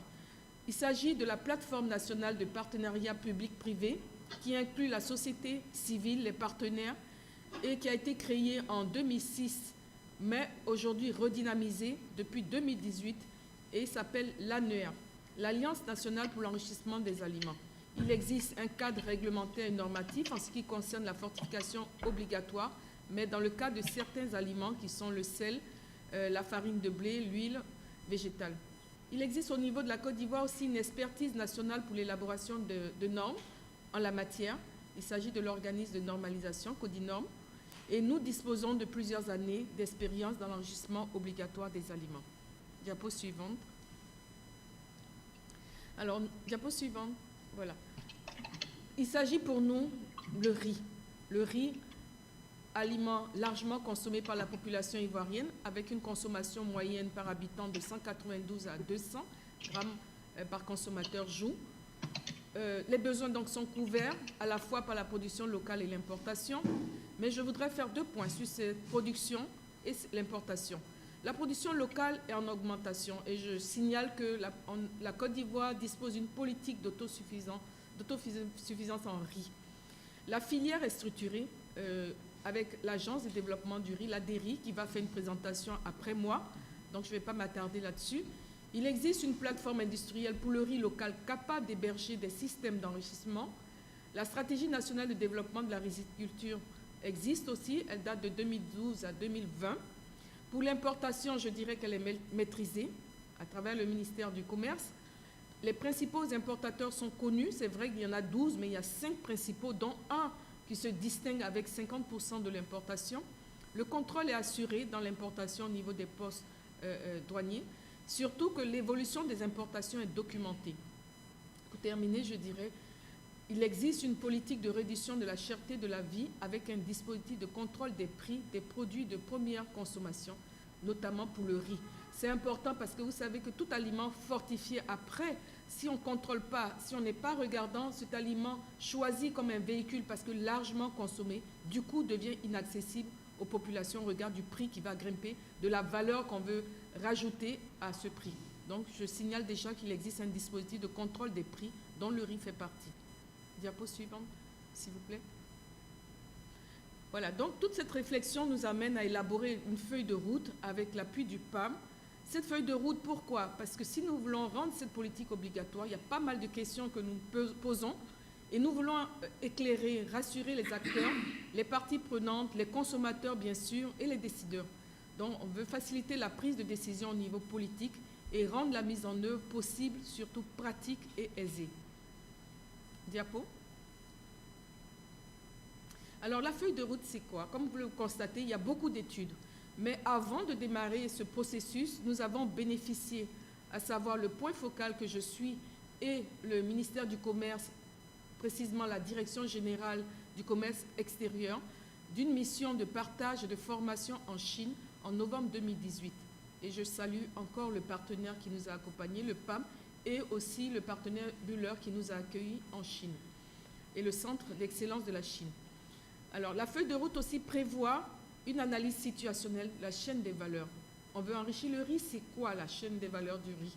C'est vrai qu'on a dit bien structuré, oui, et les résultats vous seront présentés tout à l'heure. On a terminé cette analyse en décembre 2018. Il s'agit donc de l'évaluation de la faisabilité industrielle. Grande question. Cette évaluation a été faite et le consultant présentera aussi depuis février 2020. Pour terminer, je dirais le plus important, c'est l'étude des coûts. On s'engage dans une stratégie, c'est bien de savoir qu'est-ce que ça coûtera au gouvernement. Quel est le bénéfice, la rentabilité? Le rapport provisoire est là. L'élaboration des normes aussi a démarré avec l'organisme de normalisation et on terminera bien sûr, avant de conclure, avant de présenter ce document aux plus hautes autorités du pays, c'est l'étude d'acceptabilité du riz. Le riz, comme je l'ai dit tantôt, aliment principal, mais aussi très sensible pour la population, le consommateur. Et une fois terminé, approuvé par les plus hautes autorités du pays, nous allons procéder à l'élaboration de la stratégie de fortification d'ici 2022. Cela sera disponible. Diapo suivante. Diapo suivante. Voilà. Alors, beaucoup de questions. Il faut se le dire ici. Beaucoup de questions, plusieurs scénarios de fortification. Qu'est-ce que nous allons faire? Nous sommes en face du riz importé, du riz produit localement. Avons-nous les capacités? D'où la réflexion. Nous voulons donc enrichir, rendre cette stratégie obligatoire. Donc la totalité du riz importé doit être fortifiée avant son entrée en Côte d'Ivoire. Ça, c'est la première hypothèse. C'est pas encore, on n'a pas encore arrêté de scénario, mais là, je vous présente les scénarios pour lesquels toutes les études sont en train de tourner autour. Alors, si nous importons du riz importé déjà fortifié, ça suppose que le riz local doit être fortifié avec soit les kernels qui sont importés déjà fortifiés, et nous le mélangeons en Côte d'Ivoire, ou carrément, nous allons aller avec le riz local fortifié des kernels produits localement. Tout dépendra du coût, tout dépendra aussi du processus de contrôle de ces kernels fortifiés. Deuxième scénario, c'est la totalité du riz importé et du riz local sont fortifiés localement en Côte d'Ivoire, mais cette fois-ci avec des kernels fortifiés importés. Donc le mélange se fait en Côte d'Ivoire. Troisième hypothèse, c'est que la totalité du riz importé et du riz local sont fortifiés avec des kernels produits localement. Ce qui est sûr, si c'est cette option que nous choisissons, on sera obligé de passer dans un premier temps à l'option où nous allons importer des kernels fortifiés, le temps de passer les compétences au niveau national pour produire des kernels en Côte d'Ivoire. Diapo suivante.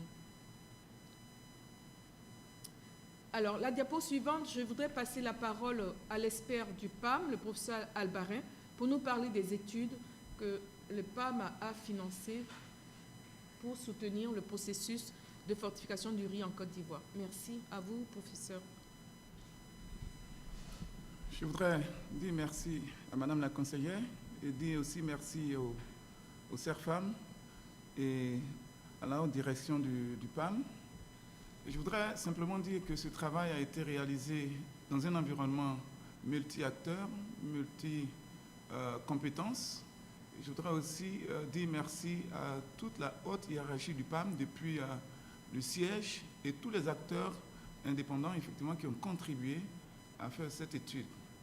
Alors, depuis 2018, le PAM accompagne la Côte d'Ivoire dans le projet de l'enrichissement du riz. Et donc, il fallait rassurer, il fallait faire des études. Et donc, c'est ce qui a été demandé au PAM. Et nous avons fait ces études. Et là, je vais vous présenter succinctement quelques études, notamment l'étude d'analyse situationnelle, la chaîne de la valeur du riz en Côte d'Ivoire, l'évaluation de la faisabilité industrielle, et ensuite l'étude des coûts, bénéfices et rentabilité. Alors, slide s'il vous plaît.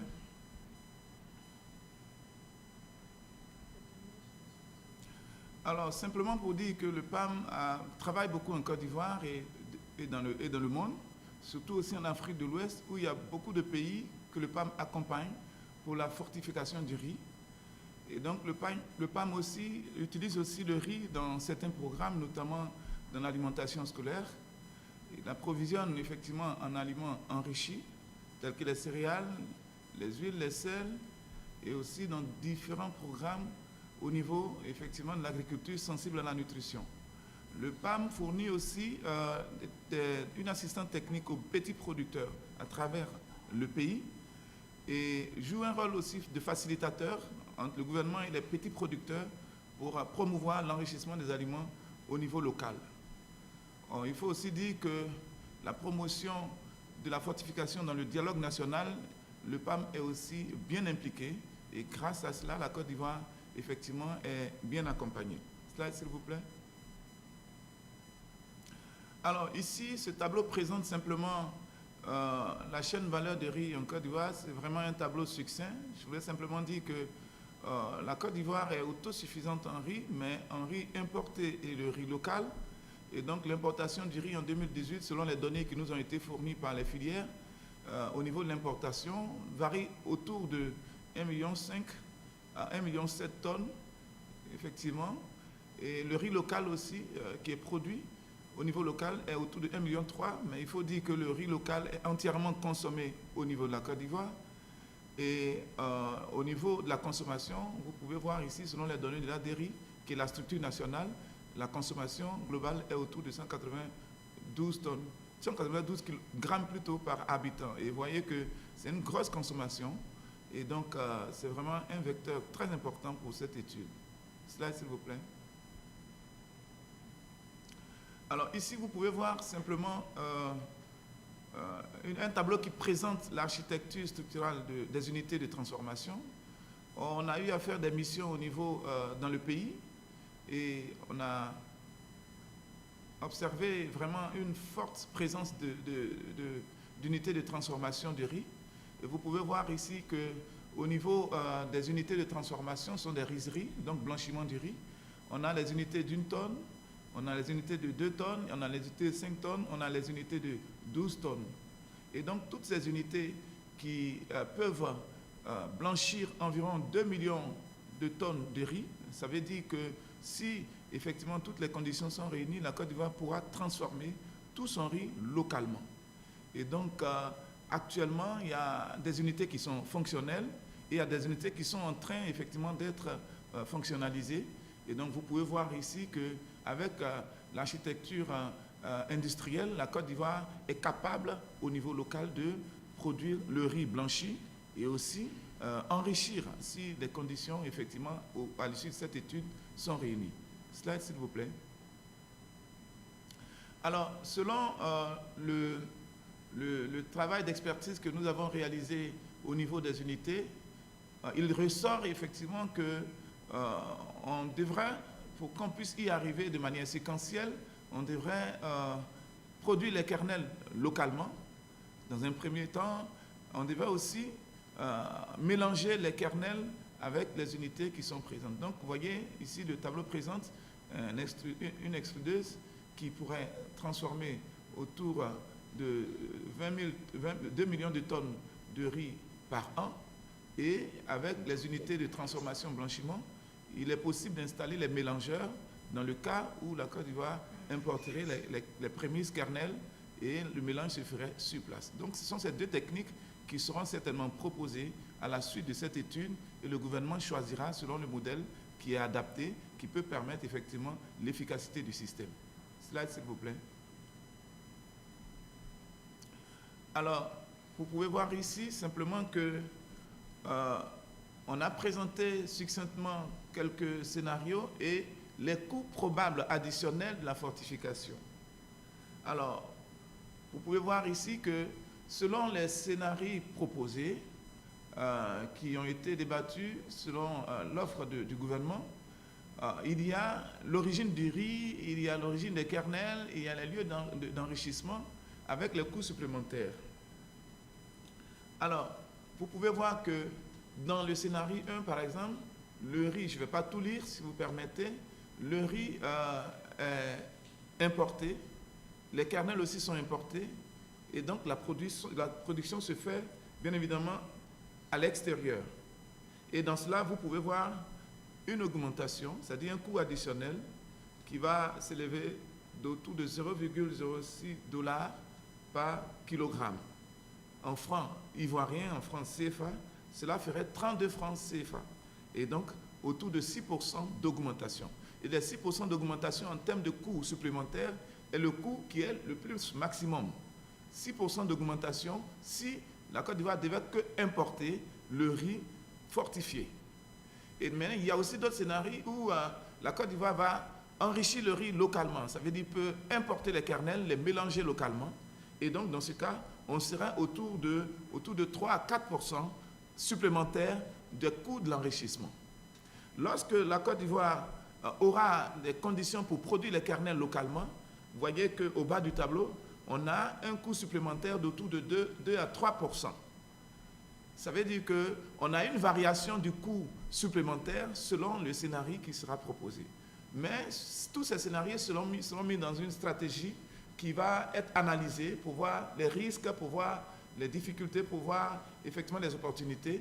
Et le gouvernement pourra bien évidemment siéger et décider de ce qui va effectivement bien fonctionner. Je voudrais peut-être finir ma petite partie pour dire qu'il y a un slide, s'il vous plaît. Il y a globalement beaucoup d'études qui ont été menées et ça, c'est vraiment un avantage à l'acquis de la haute direction du PAM qui, sans relâche, avec le soutien bien évidemment de ses partenaires, qui, sans relâche, a mené beaucoup de travaux avec le gouvernement. Et donc, il y a des livrables qui sont disponibles. Il y a le rapport de partage d'expérience qui est disponible. Il y a le rapport d'analyse situationnelle de la chaîne de valeur riz qui est disponible. Il y a le rapport de faisabilité industrielle qui est disponible. Il y a aussi une base de données informatisées. Lorsque nous avons fait au début de cette étude, la plupart des acteurs ont été auditionnés et on a une base de données globale, effectivement, de la chaîne de valeur du riz de Côte d'Ivoire qui est aussi disponible. Nous avons les scénarios qui sont là et donc ça pourra être débattu. Et le PAM aussi accompagne dans l'élaboration, effectivement, des normes au niveau national, avec l'expertise, bien évidemment, de Codinum. Et donc, toutes ces données donnent un véritable engouement, un véritable avantage à la Côte d'Ivoire d'aller un peu plus loin. Et je voudrais, à mon humble avis, remercier effectivement toute la confiance qui nous est accordée et dire merci aussi aux représentants du gouvernement pour vraiment ce travail qui se passe dans un environnement multisectoriel, mais bien fédéré, et que les choses se passent vraiment bien en tant que personne qui est là depuis 2018. Je voudrais vous remercier, madame, si vous avez encore ensuite quelque chose à dire. Alors, nous allons donc conclure et dire merci. Diapo suivante.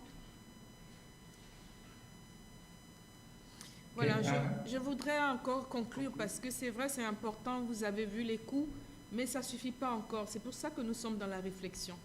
Et je voudrais ici encore réaffirmer devant tous ces distingués participants et dire que le gouvernement réaffirme son choix sur le riz, qui s'est porté sur le riz pour enrichir et régler le problème de la carence en fer, c'est-à-dire l'anémie en d'autres termes. Et nous voulons toucher 80% de la population et donc une stratégie que nous n'allons pas démordre, que nous voulons obligatoire si nous voulons régler ce problème de santé publique. On n'a pas d'autre choix. Mais ce qu'il faut retenir, c'est que rehausser la valeur nutritionnelle du riz présente des défis au regard de la coexistence du riz produit localement et du riz importé. Je voudrais partager quelques défis que nous pensons qu'au bout de la chaîne, on pourra relever ces défis. C'est l'enjeu important dans le processus de fortification. Il y aura 2 process, comme vous l'avez vu. Ensuite, la nécessité d'une bonne gestion des fournisseurs du riz, c'est-à-dire du riz fortifié. Il sera importé. Les kernels seront importés. Il y a la multiplicité des importateurs du riz et du flux des importations. Il y a la maîtrise des quantités importantes de riz. Il ne faudrait pas oublier qui transitent par la Côte d'Ivoire pour les pays sous-régionaux. Donc, qui nous amène déjà à la réflexion d'une politique régionale de fortification du riz que je lance ici devant tous ces partenaires qui sont connectés avec nous.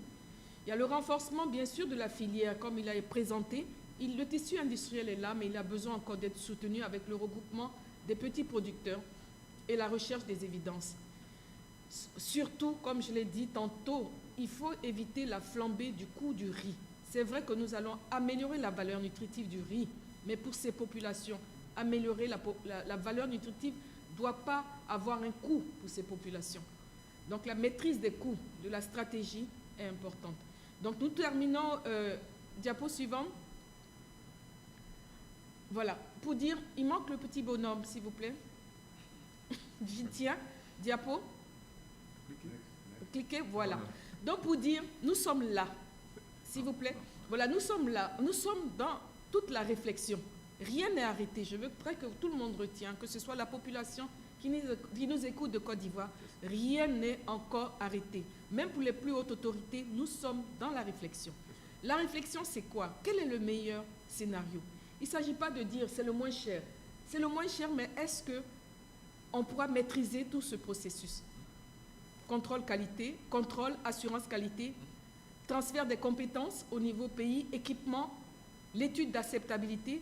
Le riz, on va rajouter au riz des kernels. Quelle est la perception de la population? Va-t-elle l'accepter? Nous attendons aussi le retour de cette population. Le coût de la stratégie, nous nous engageons, ce n'est pas moins cher. C'est moins cher tout ça, le coût de l'enrichissement. Mais derrière ça, la Côte d'Ivoire, comme je dis, va s'équiper. Elle a besoin de ça, de cette fortification. Je plaide encore, nous avons réellement besoin. Mes besoins supposent la mobilisation des ressources.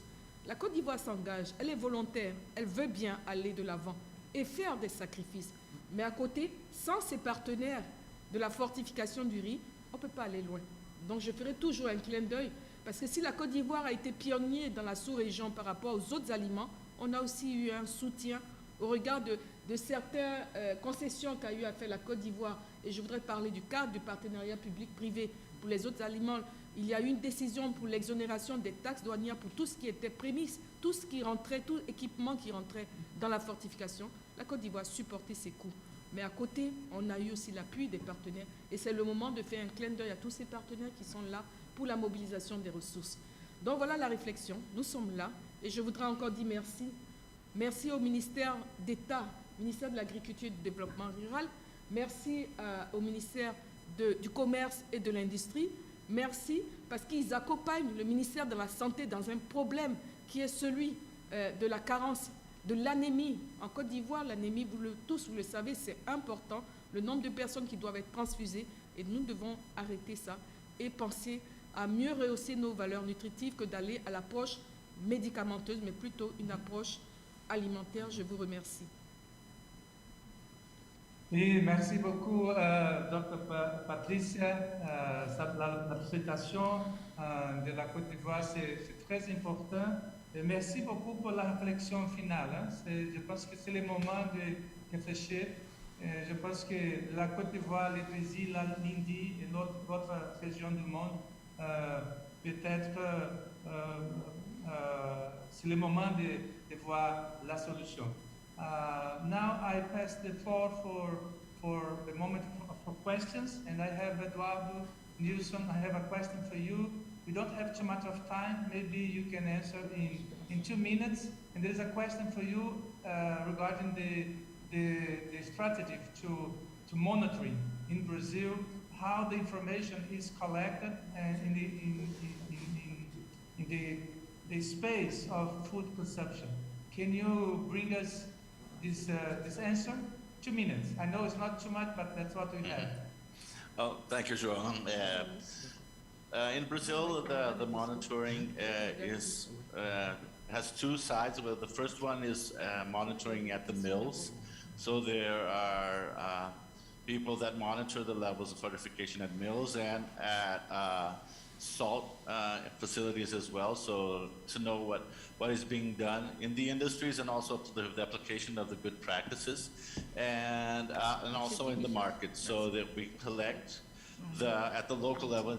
I mean, we have surveillance agencies at the federal, state, and local municipal level. So the data is collected in the food market and it's analyzed in public labs, and all this information is gathered and takes part as a huge report nationally, which we have annual reports, so we can monitor constantly what's happening in terms of fortification. I'd like to use these 2 minutes just to address some things that I may have missed in my speech. I think they're important, that all industrialized foods in Brazil use the fortified ingredients, so including salt and flour, unless there is a problem, like, for example, for use of salt, perhaps iodine may interfere with starch or something like that. So these industries are exempt of using iodized salt, but the other ones use it.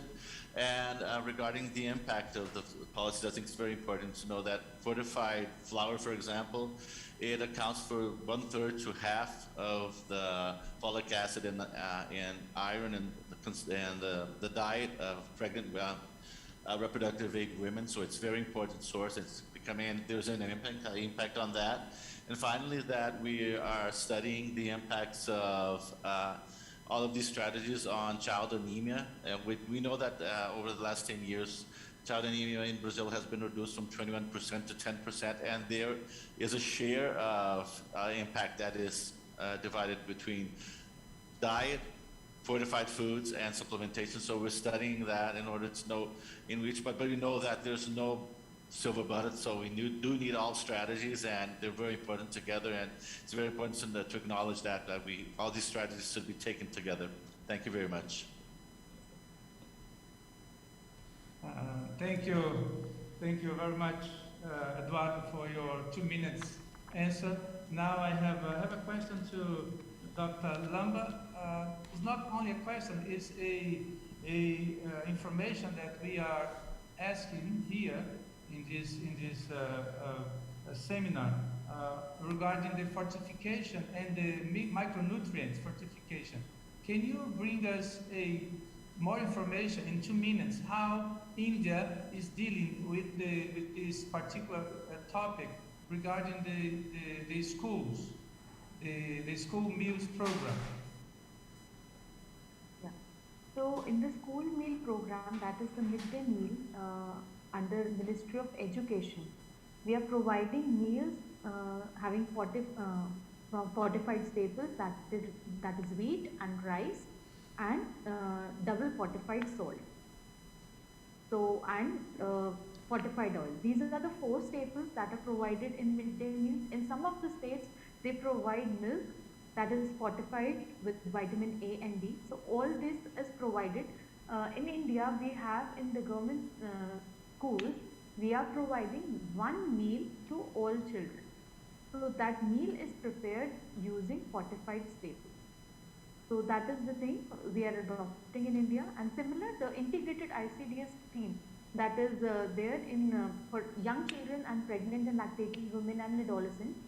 So in that also we are providing 1 meal that is containing fortified staples to all these beneficiaries.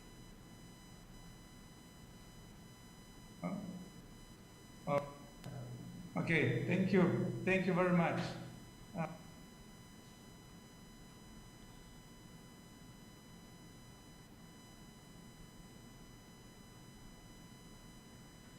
You are muted, João.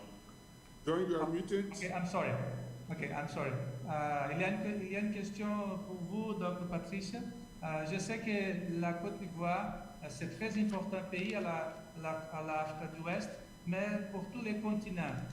Je veux savoir s'il y a un programme du gouvernement de la Côte d'Ivoire pour faire un partenariat avec les autres pays de l'Afrique, de le continent en total. Il y a un programme de partenariat?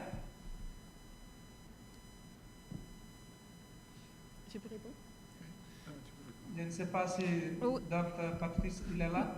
Mais je suis là. En effet, la question que vous posez d'abord, j'allais dire... Elle n'est pas là. Si, je suis là. Il faut que le micro. Ah, micro? La technique, c'est bon. Voilà. Non, je suis là. Je voudrais dire qu'en effet, c'est une très bonne question. Mais j'allais dire que nous allons démarrer avec la région de l'Afrique de l'Ouest. Nous sommes d'abord membres des pays de l'Afrique de l'Ouest.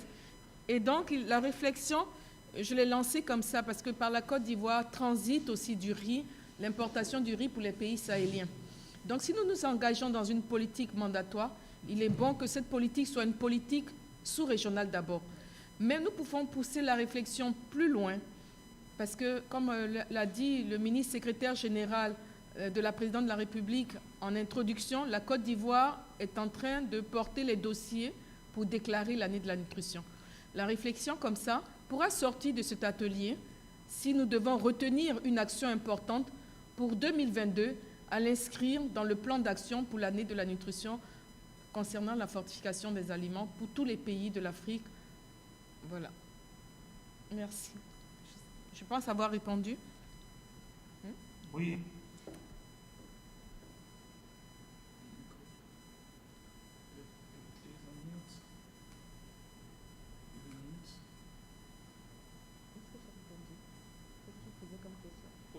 Qu'est-ce qu'il a posé comme question?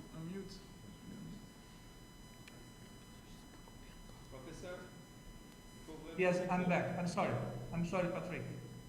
Now, can you hear me? Can you hear me? Okay, thank you very much. I was saying that we are now coming to the end of this very nice and important session. We had, during 1 hour, good experiences from Brazil, good experiences from India, and good experiences from Ivory Coast representing the African continent. And I know it's not easy, it's not possible to cover the whole topic in 1 hour, but I understand the contribution that we brought today. It's important for this moment that we're facing for food fortification, and I understand that this is not the last action that we are doing. We need to put our hands together. And I want to congratulate Serfan, Patrick, your work. It's very important. Your team is doing a very nice job, and I understand the contribution that Africa as a continent, and in particular the contribution of Ivory Coast hosting the office of Serfan. It's very important for Africa and for the world. From my side, I understand we need to continue our work individually, but also in the way that our organizations can do. So once again, thank you very much. Thank you all the speakers. Thank you, Eduardo. Thank you, Sireidi. Thank you, Josita Lam, and thank you, Dr. Patricia Ngora. It was very nice and a pleasure to be with you, and I hopefully very soon we can meet in Brazil. So you are my guest to come to Brazil when the possibilities are okay. I also can say this in the name of Eduardo and Sineidi, right? To asking and inviting our friends to come to Brazil. And also I'd like to share that we are very anxious for the next activity organized by Serfan. Patrick, the floor is yours. Thank you very much, Professor Bosco. Thank you again, the speakers, for this other enriching session on experience at global, regional, and national levels. Professor Bosco, your invitation to Brazil has been noted, and we will make sure that we visit Brazil so as to learn more from the experience in Brazil. So thank you very much again, all the speakers and the moderator of this session. La prochaine session va porter sur la chaîne de valeur du riz fortifié. Et cette session sera modérée par le Dr Robert Gay. Dr Robert Gay est un phytogénéticien sélectionné chevronné qui a occupé plusieurs postes et plusieurs fonctions à la FAO depuis 2005 et aujourd'hui il occupe le poste du représentant du bureau sous-régional d'Afrique de l'Ouest, la FAO, basée à Dakar. Docteur Gay, vous avez la parole. Merci beaucoup, Simplice. J'espère que vous m'entendez. Très bien, très bien. Okay. Thank you for your introduction. Honorable ministers, distinguished guests, ladies and gentlemen, thank you for joining us for this session. I'm pleased to be your moderator for this session on rice valuation and fortification. Excellencies, it is well established that each year more children die as a result of undernutrition than of AIDS, malaria, or tuberculosis combined. The SOFI 2020 of FAO report shows that in sub-Saharan Africa, 675 million people do not have regular access to nutritious and sufficient food. The bad news is that 29% of children under the age of 5 are stunted. So ending malnutrition by 2030 is a core element to the Sustainable Development Goal and entertains a global and collective work towards zero hunger. It's important to note that rice is staple food for more than 3 billion people. So the fortification, as we just discussed for Côte d'Ivoire and other countries, is very important. However, many challenges still exist for rice fortification programs to be fully utilized. And I think that was very much elaborated by the previous speaker. At this point, we will dive straight into our panel discussion and get different perspectives from across countries, regions, and government. So I'm pleased to introduce to you our panelists of today's, of this session. The first one is Mr. Sekou Sangare. Sekou Sangare est le commissaire de la CEDEAO en charge du département agriculture, environnement et des ressources en eau. Avant la CEDEAO, il a occupé des hautes fonctions administratives dans son pays, la République de Guinée, entre autres. Il était conseiller auprès de Monsieur le Président de la République chargé du développement rural et agricole, secrétaire général du ministère de l'Agriculture et de l'Élevage et aussi directeur de cellules agriculture et administration et contrôle des grands projets publics. Il est titulaire de plusieurs diplômes supérieurs dans les domaines du génie rural, des finances, banques, la gestion des entreprises, le développement économique et social. He will be followed by Dr. Harold Roy McCauley. He's the director, the regional director, East and South Africa, Southern Africa, for one CGR, and Director General of the Africa Rights Center.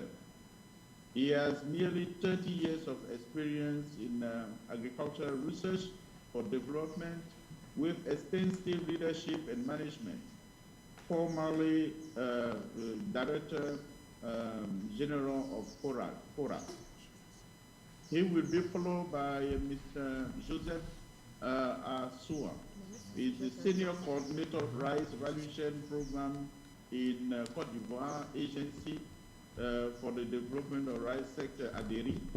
He has more than 15 years of experience. The last but not the least is Professor Huo Chongsen. He's a professor, director of Central Laboratory, National Institute for Nutrition and Health, Chinese Center of Disease Control and Prevention. He has extensive experience in research of key technologies for food fortification, micronutrient supplement, and other health promotion for several years. So you can see the qualification, the important experience of our panel members. Distinguished panel members, let's be mindful of the time. The question number one will go, as I said, to His Excellency Sangare to give us a regional overview of challenges from importation and production of rice in West Africa. Excellency, the floor is yours.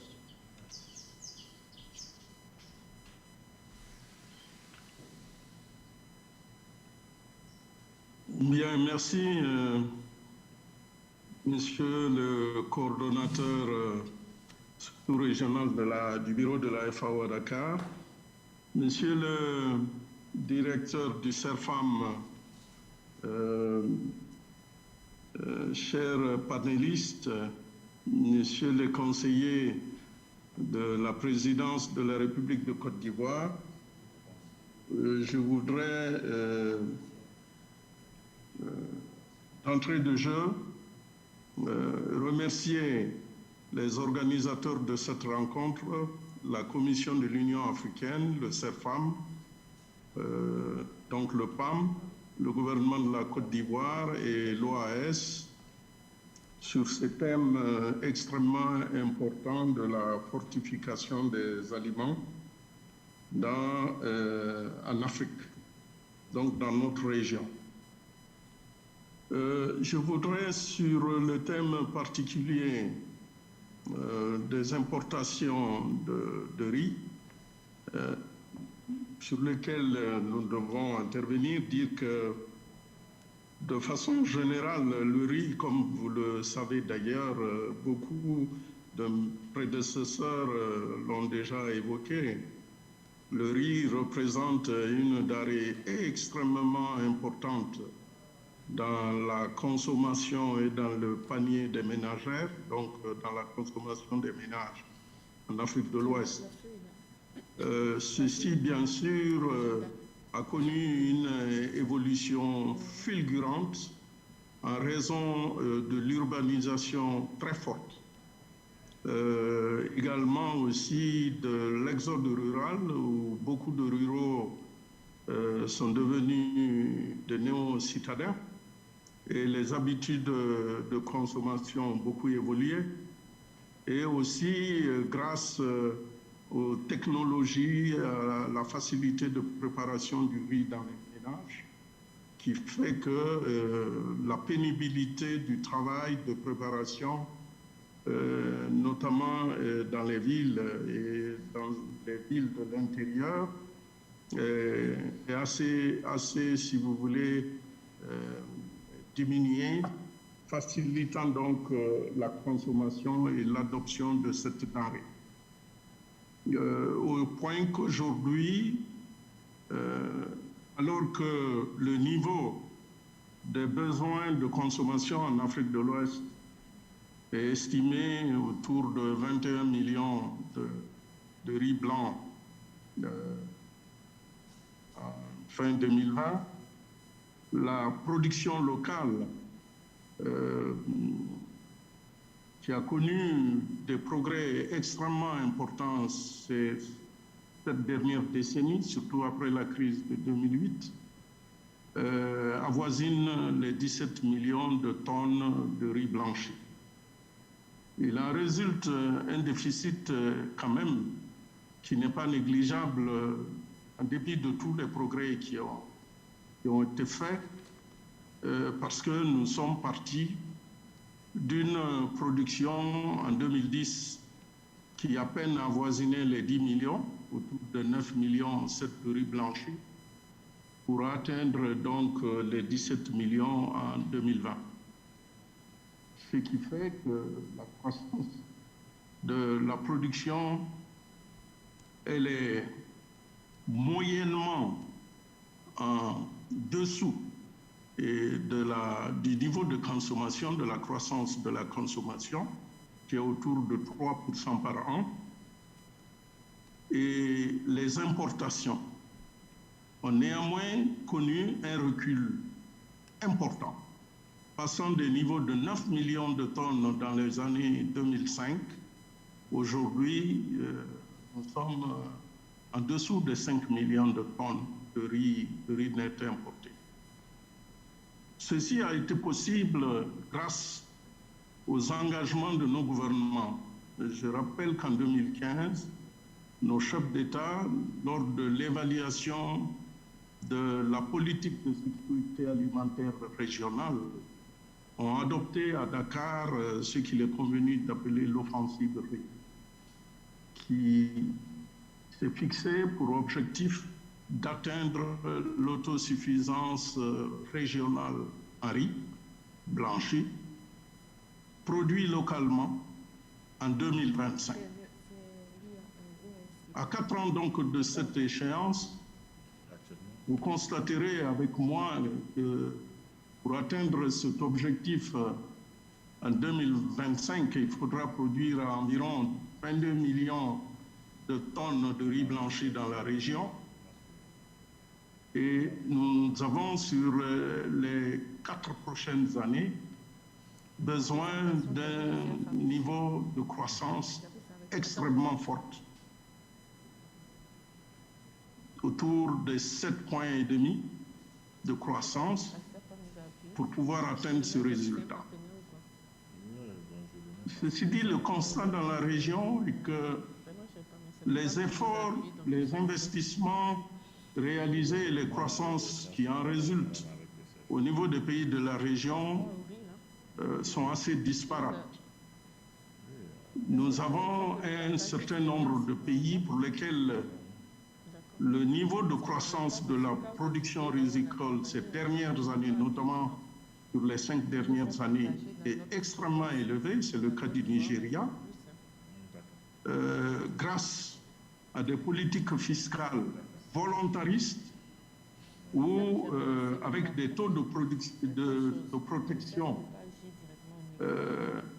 plus de 70%, ce qui va faire sauter, bondir beaucoup peut-être de participants à cette réunion, et également une politique volontaire d'investissement portant sur l'amélioration de la productivité au niveau des petits exploitants et le développement de politiques de partenariat public-privé avec un meilleur accès, une facilitation de l'accès au financement au niveau des entreprises pour le secteur privé.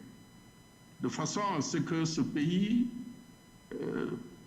depuis 5 ans, a des niveaux quand même de croissance de sa production de paddy avec des taux de croissance de plus de 10 chiffres par an. Nous avons également des exemples remarquables avec la Côte d'Ivoire, avec le Sénégal, avec le Burkina Faso qui a fait des efforts importants en matière, et le Ghana, en matière aussi d'accroissement de leur production. Ceci dit, ces exemples-là méritent, à notre avis, d'être consolidés, d'être partagés avec les pays pour que nous puissions encore davantage accélérer le processus d'accroissement de la productivité, mais également accroître la compétitivité des productions locales.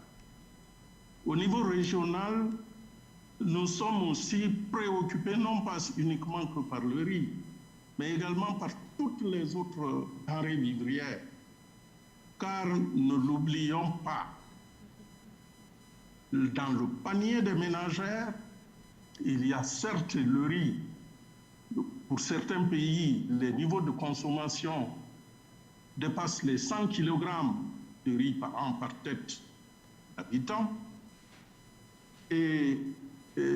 Mais à côté de ce niveau de consommation élevé et de la forte urbanisation, nous constatons heureusement que nos populations consomment beaucoup de tubercules, beaucoup de maïs, beaucoup, si vous voulez, aussi de légumes. Et tous ces aliments, naturellement, dans les repas alimentaires des familles, constituent l'élément central de préoccupation pour lequel nous souhaitons, au niveau de la CEDEAO, travailler avec les pays membres pour que nous puissions développer, si vous voulez, les supplémentations, disons, alimentaires au niveau des ménages pour valoriser le savoir local.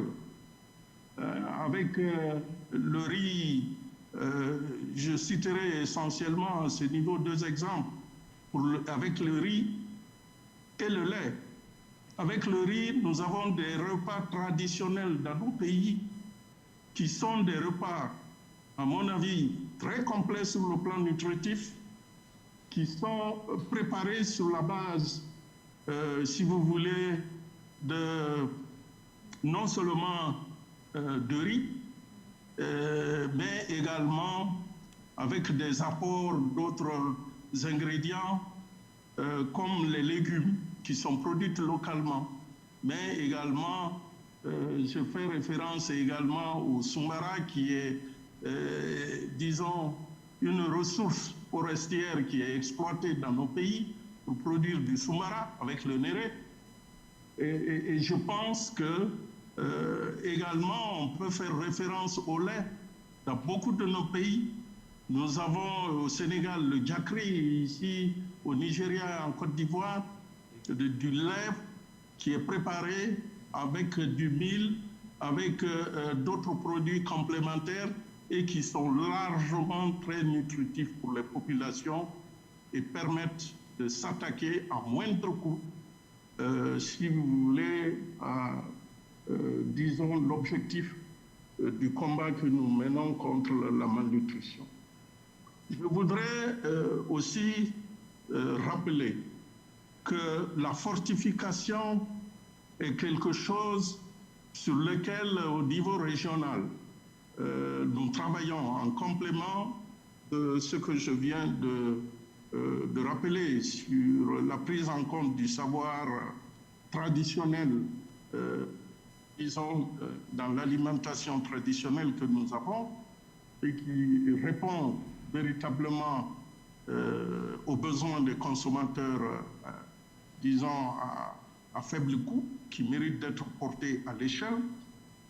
Mais dans le cadre de la fortification, nous travaillons au niveau régional dans le cadre de la réserve régionale de sécurité alimentaire, qui est basée sur des achats locaux de céréales qui sont fortifiés auprès d'opérateurs économiques, auprès de petites et moyennes entreprises, auprès d'ONG qui existent dans la région et avec lesquelles la CEDEAO, en utilisant la réserve financière ou l'assistance d'un certain nombre de bailleurs de fonds, a développé des relations partenariales, par exemple pour fournir à la République du Niger, fortement affectée par les problèmes de malnutrition, de la farine enrichie, du super céréales qui permettent de répondre à des besoins des populations vulnérables.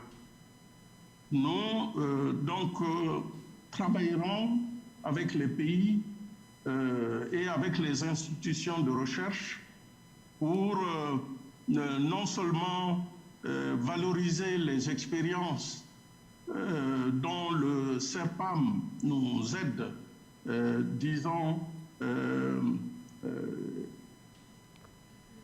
à partager les connaissances et les technologies qui sont mises au point, les stratégies, de façon à ce que dans les années à venir, nous puissions travailler encore plus fortement sur les problèmes de réglementation, sur les problèmes aussi de sensibilisation, de formation, de renforcement des capacités, sur les problèmes de partenariat public-privé avec les organisations professionnelles, les petits producteurs, mais également en essayant d'avoir un dispositif de surveillance et de contrôle de qualité des aliments dans la région avec la collaboration des pays. Donc voilà succinctement au niveau de la CEDEAO, de la région de l'Afrique de l'Ouest, la situation concernant les importations de riz, mais également notre vision en ce qui concerne la fortification des aliments. Et nous allons envoyer au CERPAM un condensé de la communication que je viens de faire avec, disons, un résumé de nos actions que nous menons sur le terrain avec, avec différents acteurs comme le PAM, dont également certaines ONG internationales et certaines PME privées de la région qui participent donc à cette réunion. Je vous remercie.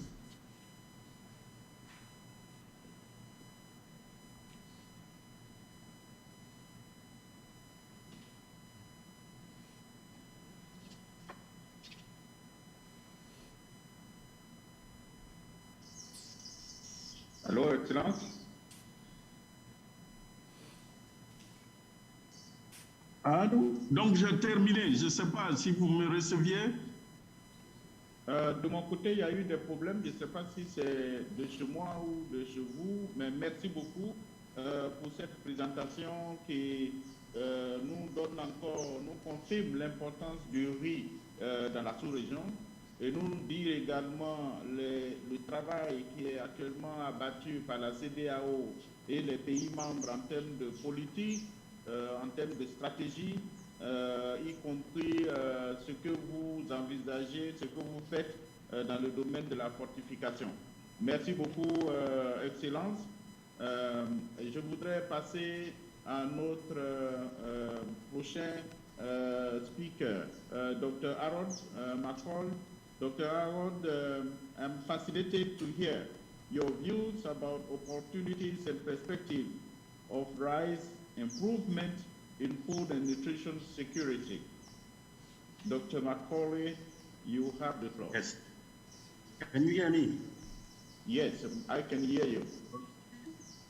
Thank you very much, Dr. Gay. It's a pleasure being here. I've been listening to the presentations that have been made since yesterday, and it's quite interesting that a strong advocacy has been made for rice, for food and nutrition security, and especially a lot has been said about the biofortification of rice to improve nutrition, not only globally, but in particular in Africa. A lot has been said, so what I'm going to do is just to see whether I could wrap up some of the very key opportunities that exist for contributing to improving nutritional security in Africa, and maybe provide some sensible outlooks that we can base our strategies on in moving forward.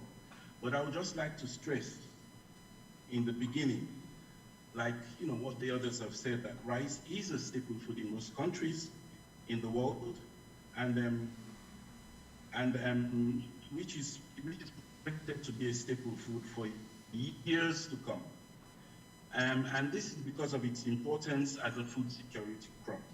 And this gives it that legitimate position amongst the other cereals that we have been talking about. And why I'm saying this is because over the past 10 years, we have estimated the rate of increase in rice consumption for over 6%, over the past 10 years. So this is a very, very important point. And if we're saying this, we should feel comfortable to position rice as a strong candidate for improving nutritional security globally and particularly in Africa. And evidence of this is seen in most countries, including Cote d'Ivoire, and this has been said. And these countries are purporting using the fortification of rice as a major strategy for reducing the prevalence of anemia and other micronutrient deficiency diseases, and especially to fight hidden hunger on a large scale. And I think this is what we're talking about. It's not just fighting hidden hunger, but fighting it on a large scale, and also without changing dietary habits. Now, these two things are very important, and these are all the reasons why rice is featuring so much in these discussions. Now, I'd just like to suggest or propose to you 5 key situations that are opportunities for contributing to improving, for rice, for contributing to improving nutritional security in Africa. Now, we have spoken about the high consumption rate of rice and in different forms. And this makes it well suited for diet diversification and fortification programs that are aimed at reducing micronutrient deficiency. We have seen, and it has been mentioned, that the consumption rate in Africa averages roughly about 100 kilograms per capita, which is not very far from Asia at all. Some countries, I can assure you, for example, the president of Septembre has said that in Côte d'Ivoire, we're at 192 kilos per person. That's pretty high. The country where I come from, Sierra Leone, it ranges from region to region, and I can assure you that in some regions we're at almost 200 kilos. So rice is really there, being consumed. It is relatively cheap. The average price of rice in Africa is $0.8, and this makes it affordable to vulnerable populations. It's easy to cook. It takes less than 35 minutes to cook, and it's tasty. And the commissioner has said that rice is being consumed now in urban areas. It's so comfortable, easy to cook, and people just come in, boil it, and eat it rapidly. Rice can also be consumed in different forms, boiled, as porridge, or as bakery products, all over the world, and in particular in Africa. And the Commissioner has mentioned some of the interesting ways that we can consume rice in Africa. But it is also consumed associated with other micronutrient-rich foods such as meat, fish, and vegetables that are enhancers of micronutrient bioavailability. So in terms of the consumption of rice, this is a great opportunity. Another opportunity is that we can see, and this might come up in the next presentation, that local rice production zones have been organized now in most African countries. So it's not the fact that rice has been grown everywhere. We are organizing ourselves around production zones where rice research and development activities are implemented by a multitude of stakeholders to boost rice productivity, production, and marketing of rice and its byproducts.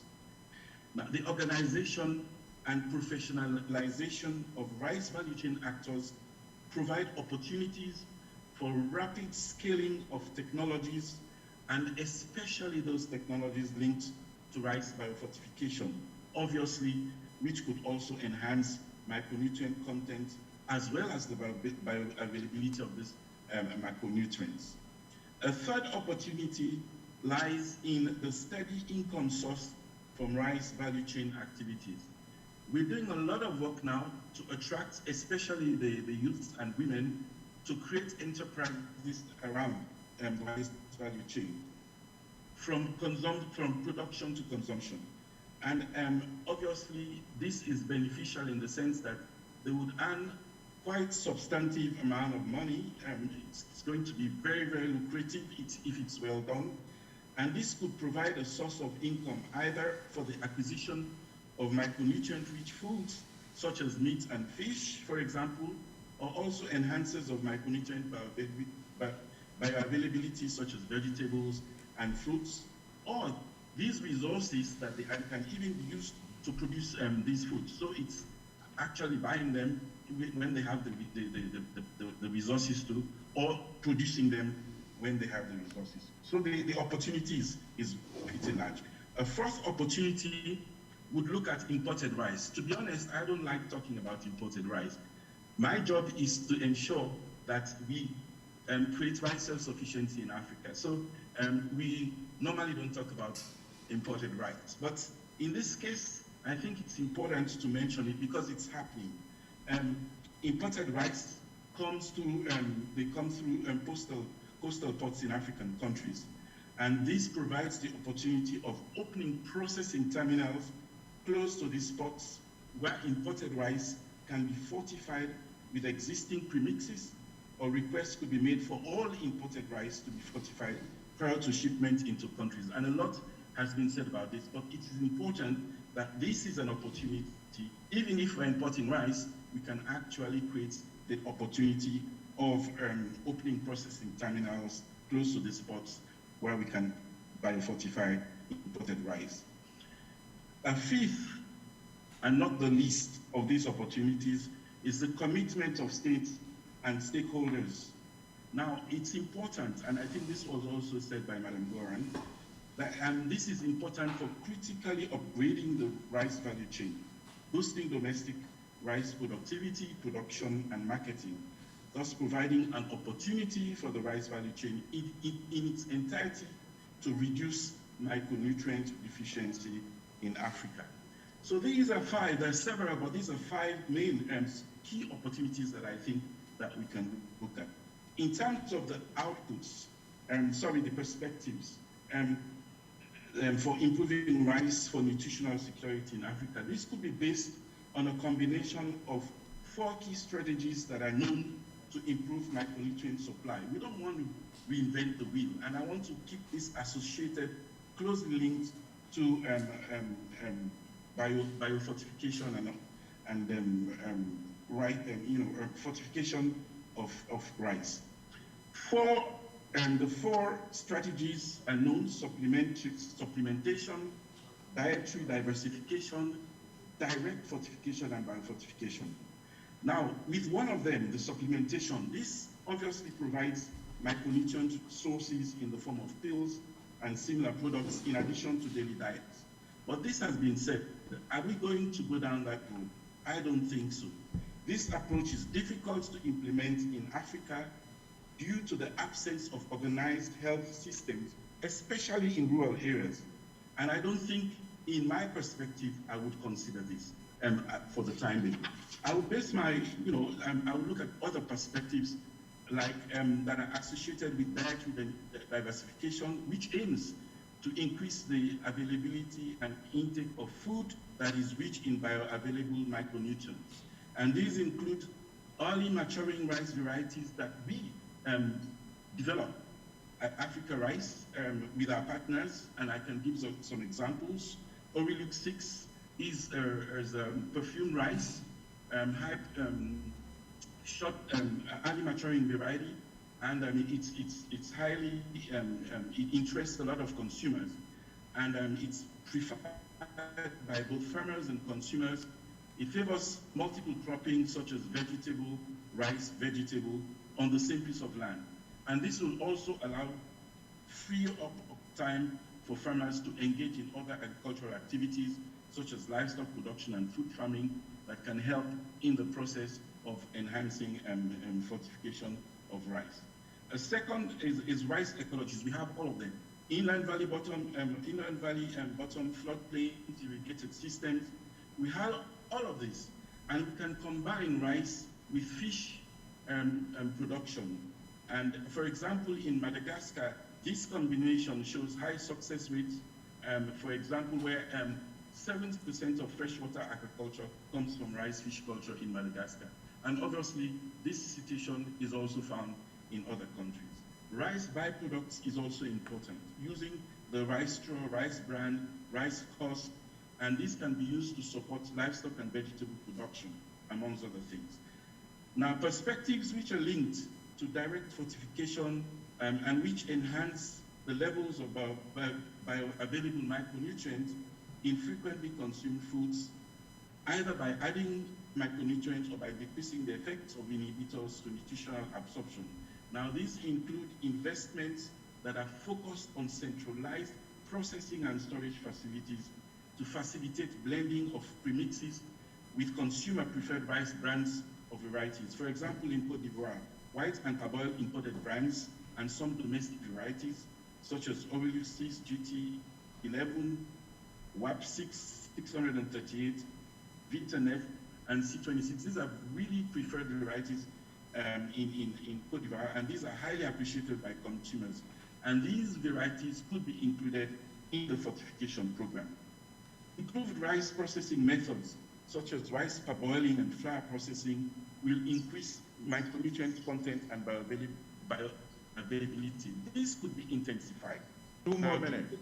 Yes, during the parboiling process, nutrients from the outer layer of the endosperm move into from the pericarp, the seed coat, move into the endosperm, and this makes the rice more nutritional. A lot has been said before, and I don't want to go into this, but this is a perspective that we can explore. With regards to biofortification, we can look at it in two ways. Agronomic biofortification, which results in increased grain production, nutritional quality, as well as higher micronutrient concentrations. And these could be done through seed priming and soil or foliar application, or dipping rice seedling